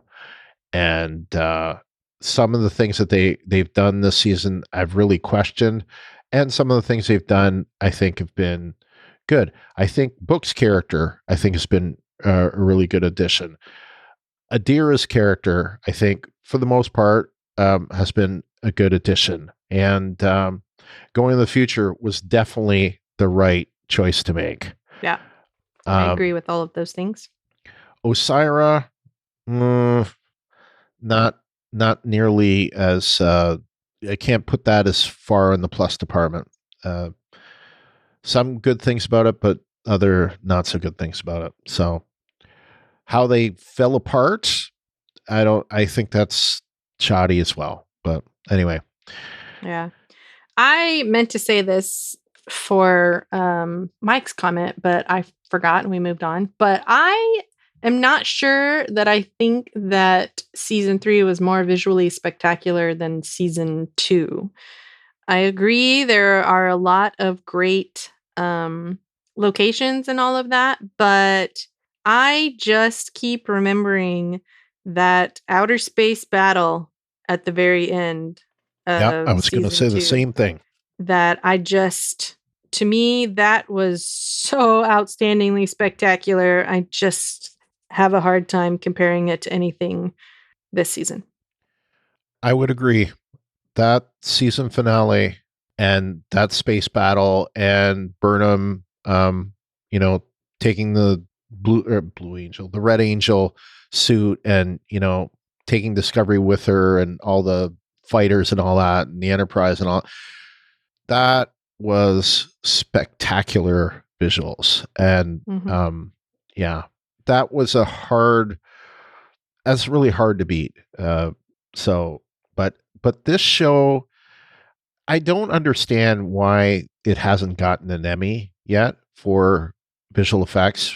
I haven't seen anything anywhere near the caliber of it. And I know Game of Thrones has, had accolades. I know The Mandalorian has had accolades, but I don't think that they're quite on the same level as Discovery for this. Their visuals are so like movie quality, and I don't know how they do it with the budgets that they have, so it's just I think you could amazing. say the same thing about other shows as well, but I agree that they should be getting more Emmy accolades. Like what? Give me a show. Would you say The Expanse? The two that you mentioned. Game of Thrones, yeah. Pretty visually spectacular a lot of the times. Yeah, admittedly so. Same with The Mandalorian. They had a lot of good stuff going on. The Expanse also has some pretty good stuff a lot of the times. So I don't know. My point was that Game of Thrones and The Mandalorian got recognized for those things, and Discovery didn't. Oh. And that's like, it's one of those things where, it's like, you'd just like to be nominated. It's an honor to be nominated. Yeah, exactly. I think whether or not it won is one thing, but I think Discovery should be nominated. I mean, I agree with that. It's doing, whether or not you thought it was better than Game of Thrones or better than The Mandalorian is one thing, but it's doing quality enough to be nominated. And I'd have to look to see who was nominated for that in the last couple of years. But anyway, that's my point, is I think it should have been. It hasn't been. And the same for Picard. I think a lot of the visuals for Picard were outstanding as well. Although that stupid scene at the end where all the ships look the same. Yeah. That looked like a copy-paste job. That was, yeah, and if you could copy-paste those ships, you could definitely copy-paste some jump sequences. Just saying. Yeah. All right, fair enough. By the way, I want to sincerely thank Brian and Ruthie for putting on this podcast. It really helps me digest the shows and enjoy them more. You are the only podcast I listen to, so it's a highlight of my week to hear your voices and the listeners talk about our common love for Star Trek. I look forward to hearing from you again next season. And thanks. We've gone so long this week that I have to debate whether or not we split this into two. So all that talk about my theory, you may have to wait an episode. We'll see. All right. Anyway, whether or not I do that, thank you so much, Brian. And we appreciate it. We especially are honored by the fact that we're the only podcast that you listen to. I think that's quite an honor. So yeah. Coolio. All right. We got one last little bit of feedback that slipped in at the 11th hour, so to speak. Donna from Florida says, I guess giving the episode 10 way to not give up. I loved this last episode. It was the culmination of a bit of a bumpy ride at the beginning. I have to say props to them for featuring such wonderful and badass female characters. It's about time, Hollywood. Indeed. All right, it's time for our notes. So, Ruthie, what do you have that we haven't already mentioned? I don't really think I have anything. All right, so it's time for my theory. All right, theory time, everybody. Next season, there will be 2 Discovery ships. So, whether it's called Discovery or called something else, this is what we're going to have happen. You mean a second ship with a spore drive? Right. But it could be a second Discovery. Okay. We'll see. Okay. And when I say that, what I mean by that is that we do have that Discovery that was out there in Calypso. It is possible, okay? And I don't know how they do that from a story perspective, but possible that maybe in traveling across time, somehow it got split into 2 and it ended up staying in time or going a different place, or I don't know. But this other Discovery ends up where it is on the same timeline, hidden, and they pick it up. And so the second Discovery becomes a second ship that traverses around the world, around the galaxy. And that is captained by Saru. So you have Saru with Stamets and possibly Tilly as first officer. I don't know. That part doesn't matter. Probably Ina or what's her face, Nielsen. And, some of the other crew will be there. And then we'll have another ship, the Discovery, with Burnham and being the spore pilot, and probably have what's her name? It's the other doctor's name, not Culber, but Pollard, and that kind of thing. So we'll have basically 2 crews, and the whole thing about whether it's the Calypso Discovery, I don't know. Maybe they'd manufacture a new, since they have 2 spore pilots now, maybe they're able to make a second Discovery or a second Crossfield class ship. Maybe they call that one the Enterprise. I don't know, the Enterprise Z or something like that.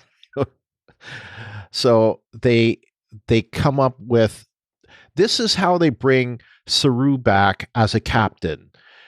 They have a second spore drive ship, okay? Whether or not it's the ship from Calypso, I don't know. But I'm saying now that they have 2 spore pilots, they can make 2 ships, and now they have 2 captains too. So that's kind of what I'm thinking. And all of it comes from the fact, all of this was triggered from the fact that I thought, why did they change Tilly's uniform from red to blue? And that's when I realized, oh, well, they have to put Saru back in as commander, and like maybe in episode 2 or 3, they either make a new Crossfield class ship, or they find the ship from Calypso. So that's my big theory. Disappointment or not? I don't know. You tell me. Ruthie's speechless, so it can't be good. I'm not sure. I was kind of with you until you said it was the second actual Discovery, and then I was like, record scratch. And that's what I'm saying. It doesn't. It could be the one from Calypso, or they could just manufacture a new Crossfield class ship. Either way, manufacturing a new one seems more likely, and in fact, probable. Yeah, but I don't know about it. Just, I mean, it's doable. They did it in Battlestar Galactica, having multiple ships and multiple people's storylines, etc. It's just not something that's really been done in Star Trek. So, I mean, it's not that you can't follow more than one ship / crew around on their adventures through the galaxy, but I don't know. I guess it's as good a reason to have Saru as a captain still as any. And, maybe it might come out of that. Like maybe at the end of season 4, there's a second ship, or in the middle of season 4, there's a second ship. I don't think that you can have, you're not going to have Discovery with 2 captains on it. I think that is not going to work. I don't think it would work if they're like fighting over it either. I think the fact is that Burnham is the captain of the ship going forward, and it's a question of what is Saru going forward. Is he captain of a starship? Is he an ambassador? Is he like some diplomat? And when I was also thinking of, okay, you have 2 doctors, right? So they've always had kind of a whole thing with Pollard and Culber, who's the CMO. Right. Then you've got 2 pilots now. At least we've always been wondering that. Right. So you have 2 pilots now. You have Book, who's obviously, and the whole thing about not testing it, I mean, I agreed with that point, except the fact that it was either they spore out of there or they die. So, it's like, right. Well, they spore out of there or they get recaptured. They didn't have to ignite or detonate the warp core. True. But the main thing there is that they they have 2 spore pilots. Okay. And Right. So there is, and now they have 2 captains. So there is a natural there for the potential to. They could have 2 captains. Okay. They could have 2 captains. As of right now, Saru's not the captain anymore. He, I guess, stepped down. So. Right. So they have the potential for 2 captains. They have 2 CMOs. They have 2 spore pilots. We don't really know who is the chief medical officer, though. They never really outright said Pollard is chief medical officer, Culber is chief medical officer. Exactly. They implied what they were doing was not focusing on all the chief people, as in not focusing on the captain, not focusing on the chief engineer, not focusing on the chief medical officer. So they implied that they were doing lower decks with Discovery. Right. It just didn't really work out that way. And so now, the whole time we're watching this show, we have no idea. We're like, we don't have any idea who is in what position, except for we knew that Philippa was captain and Michael was number 1 at the very beginning. But everybody else, it was kind of like, we don't know. Right. And it's still kind of like that. So, yeah.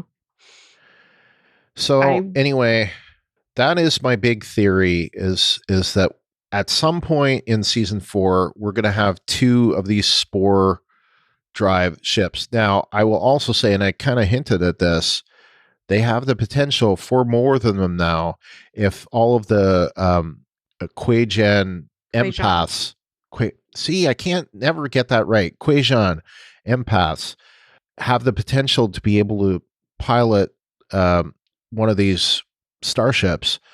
They suddenly have a new recruiting base to get them from, and it also be something that's naturally capable of them to do. So there's no like genetic manipulation like Stamets did it on himself by having the tardigrade DNA.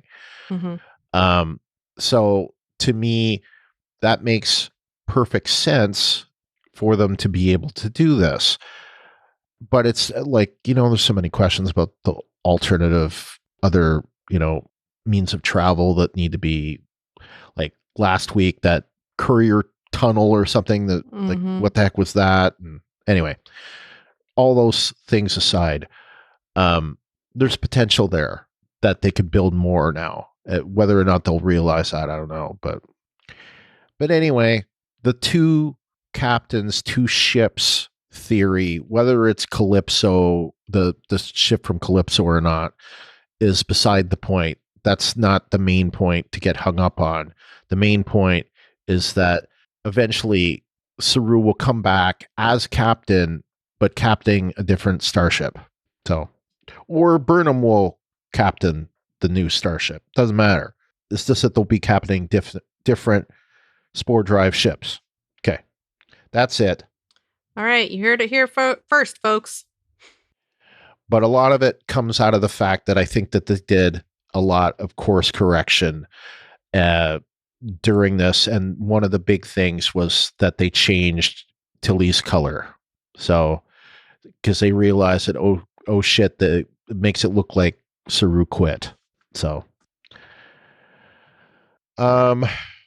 it does bring up also the idea, based on how they set it up, that season 4 may be more episodic based. They're going to visit more worlds, and some of them are Federation worlds, some of them are not Federation worlds. So there's a lot of potential here. And why do they have to have a story arc that, the main story arc is bringing the Federation back together, but they can do that episodically by just visiting these worlds and dealing with their problems, and it would be very episodic. So to me, it's there. So I think that's it. I think course correction. I think I think a lot of there were changes that were made during the COVID time, and I wouldn't be surprised if TV in the time of COVID. Yeah, I wouldn't be surprised if there was also in the Ready Room, there was a scene that seemed like it was a part of the show that wasn't in the show. And this is around the same time as the part that I mentioned about 5 minutes in. I think it was actually before that, but there were a whole bunch of things like in a montage. I don't remember seeing a lot of those things that were in the montage. So that's why, again, I think that they did some course correction before airing this. So, because we know that those Ready Room episodes were filmed weeks ago. So yeah. Are you talking about the hang on a second. Are you talking about the Moments of Discovery montage thing? Yes. Okay. You'll have to go watch that and see how I feel about that. All right. Well, anyway, we've been going a long time. I think this is our second longest episode ever, at least recording ever. So let's move on finally to our shipwide announcements.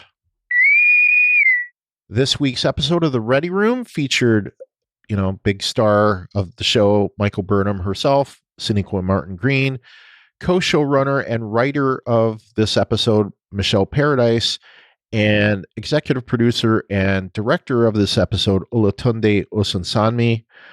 Obviously, there wasn't a preview this episode, but there was just mentioned the Moments of Discovery, which had some interesting things in it that weren't in the show. And I know they had another feature besides that. I can't remember what the heck it was. Do you remember? Yeah, it was the they showed like how they did stuff. It was at the very end. Oh, the visual effects. That's right. Yeah. Showed like the various visual effects from like the whole season. Yeah, that's right. Which are always interesting to see. And I did some of that stuff at school, so animatics, I think. So anyway, on to news, and thanks to Wes Huntington, Wes from Minnesota, for collecting these for us again. Mohammed Noor, who has the BioTrucky channel on YouTube, and Jane Brooke, who is, of course, Katrina Cornwell from Discovery, seasons 1 or 2, Admiral Cornwell. Mm-hmm, mm-hmm. They are teaming up for a YouTube mini-series exploring the science of Star Trek Discovery that will be launching on January 10th. And we're recording this on Saturday the 9th. So by the time you hear this, it will already be launched. There is a preview video out there already. If you go to the BioTrucky channel, it's already there. So I didn't get a chance to watch it, but I did see that he had Jane Brooke on with that. So cool. Interesting. Now that the Voyager documentary is back in production after the COVID pandemic shut it down, there will be a new crowdfunding effort kicking off on March 1st. CBS has released some concept art from season 3, particularly the starships that were seen in the Federation headquarters distortion field. And Ruthie, you will actually see them. I included them in the show notes, and they're in the on the Facebook group. Some interesting looking ships. Some of them look familiar, and some of them very much do not.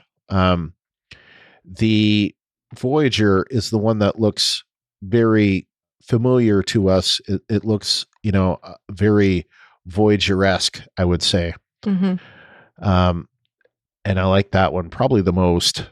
The USS Mathia, I think is how you say that, or Mathai. That is called the Angelo class, and it looks like a big island. That's literally what it looks like. It's all green and looks like it's hollow in the middle. And there's another one that is Saturn class. Donut Island. Yeah. And that one is also a donut ship, and it's called Saturn class, and it has like fairly normal looking nacelles, but it's hollow in the middle. So There's a weird one. It's really weird looking. USS has a Jubair. I don't know how to say that, but it's Courage class. Jubair, and that one, maybe? I don't know. Yeah, that one looks very like squid-like, I would say. Squid-like? I don't know. I don't know it's weird. It's really weird. You'll just have to check out our Facebook group to figure out what we're talking about. Yeah. The USS Le Guin, which is Mars class, also very weird looking. Ursula K. Yeah. And I think they look cool. They are all cool. They are definitely all cool. And then the USS Nog, which is Eisenberg class, obviously named after Aaron Eisenberg, who played Nog. And that one almost looks like a fin that's like upside down. It's interesting though. All of them, like you said, are very interesting. Yeah. It's good when they do that. A new documentary, Woman in Motion, Nichelle Nichols, Star Trek, and the Remaking of NASA. It is about Nichelle's efforts to recruit women and people of color in NASA in the 1970s and 1980s. This documentary will show in theaters for one night, February 2nd, as a Fathom event. Whoopi Goldberg recently did an interview for SFX magazine in which she expressed her excitement about joining the cast of Picard, returning to the role of Guinan for the first time since Nemesis. The interview was conducted while Goldberg was promoting the CBS All Access limited series version of Stephen King's The Stand, now streaming, which you can get if you go to talkthroughmedia.com/CBS if you don't already have a CBS All Access membership, which I imagine you do if you are listening to us and you're in the US. Discovery showrunner Michelle Paradise recently did an interview herself published to TrekCore saying that mostly all of the characters we got to know in season 3, Book, Adira, Gray, Admiral Vance, and Kovich. Oh, and I didn't mention Kovich. I think he's the president. Oh, you think so? Yeah. That makes sense. Yeah. Just based on his interactions this week, I think he's the president. Episode? Yeah. Yeah. That makes sense. Yeah. Are all returning for season 4, as well as providing insight into the events of the 3rd season. So, interesting. Right. There's a new book. James Swallow's Picard novel, The Dark Veil, is out. Remember that this story is set aboard the Titan following the synth attack on Utopia Planitia. Oh, that's interesting. So that would be right after the events that were in The Last Best Hope. So that is interesting. I may want to pick that one up. Ratings this week. Star Trek Discovery was back on CBS network this week in reruns, of course. Okay, so this week it got a 0.2 in the 18 to 49 with 1.589 million viewers. That is down from 3 weeks ago when it was on last on December 17th when it got a 0.2 in the 18 to 49. So even with that, but it got a 1.716 million viewers. Not exactly a shock given the fact that it hadn't been on the previous 2 weeks. And lastly, Parrot Analytics. Parrot Analytics actually, Discovery is down, unfortunately, as well. It is down to 10th overall, which is kind of, I don't know, it's not what they thought was going to happen. I remember they mentioned it a couple of weeks ago. It's down to 10th at 33.4 times the average title out there. And this is the week covering December 27th through January 2nd. They skipped a week, so there's nothing listed for the previous week for that. So they skipped the 20th through the 26th of December. So that is it. So Ruthie, why don't you tell people how to contact us? But keep in mind, people, that this will probably be the last regular episode for us for quite a while. Alrighty. Should you want to connect with us, go to talkthroughmedia.com/feedback, where you can submit text or audio. You can call us at 216-232-6146. You can send us an email by emailing Star Trek Discovery at talkthroughmedia.com, or you can post in our designated episode thread in our Facebook group, which is facebook.com/groups/Star Trek TTM podcasts. And while we won't have any specific episode spoiler threads, feedback threads out for a while, you can still chat with other like-minded Discovery fans in the Facebook group. And worth saying that we're going to do a Patreon soon, and eventually we will also put that out to the regular feed, and that'll kind of be our season 3 wrap-up show. And we'll probably also talk Lower Decks a little bit, since we never really did a wrap-up to that. Yeah, so if we get never really anything, did a wrap-up for Picard either, did we? Well, we did through Patreon, so yeah, I think we can count what we did there as wrap up, but we didn't do any like roundtable. But people seem to like the Patreon, so and of course you can get access to the Patreons if you donate $1 per month or more. You go to patreon.com/Brian and Ruthie and become a member. And I'm kind of doing this out of sequence how I normally do it, but I want to thank our Patreon supporters: Clint McCollum, Lawrence Todd, James Robbins, Fred Petrie, Kyle McAdams, Kim Vogley, Brian Shiro, Christoph Leitner, Lee Radke, Aaron Mays, Michael Carrier, Stephen Chambers, Kevin Lyle, Jeff Gentry, and Jeff Bayako. You can also connect to us through our Twitter, which is Star Trek TTM, and our Instagram, which is Star Trek TTM. And I've been posting, again, more on there. I still have to catch up, actually, on both. So I'm trying to get caught up with all of our posts. But this one's going to be a long one, so I'll probably won't catch up with that until these are done. A great way you can support us, though, is to share our posts on Twitter and, like them on Instagram and whatnot, and Facebook. Now, with Facebook, our Facebook group is a private group, but we always post our episodes on the Talk Through Media Facebook page, which is at facebook.com/talkthroughmedia. And there you can write us a review. And you can also, of course, write us a review in Apple Podcasts or the podcast client of your choice. And subscribe to us in Apple Podcasts or the podcast client of your choice. And while you're there, give us a rating or review.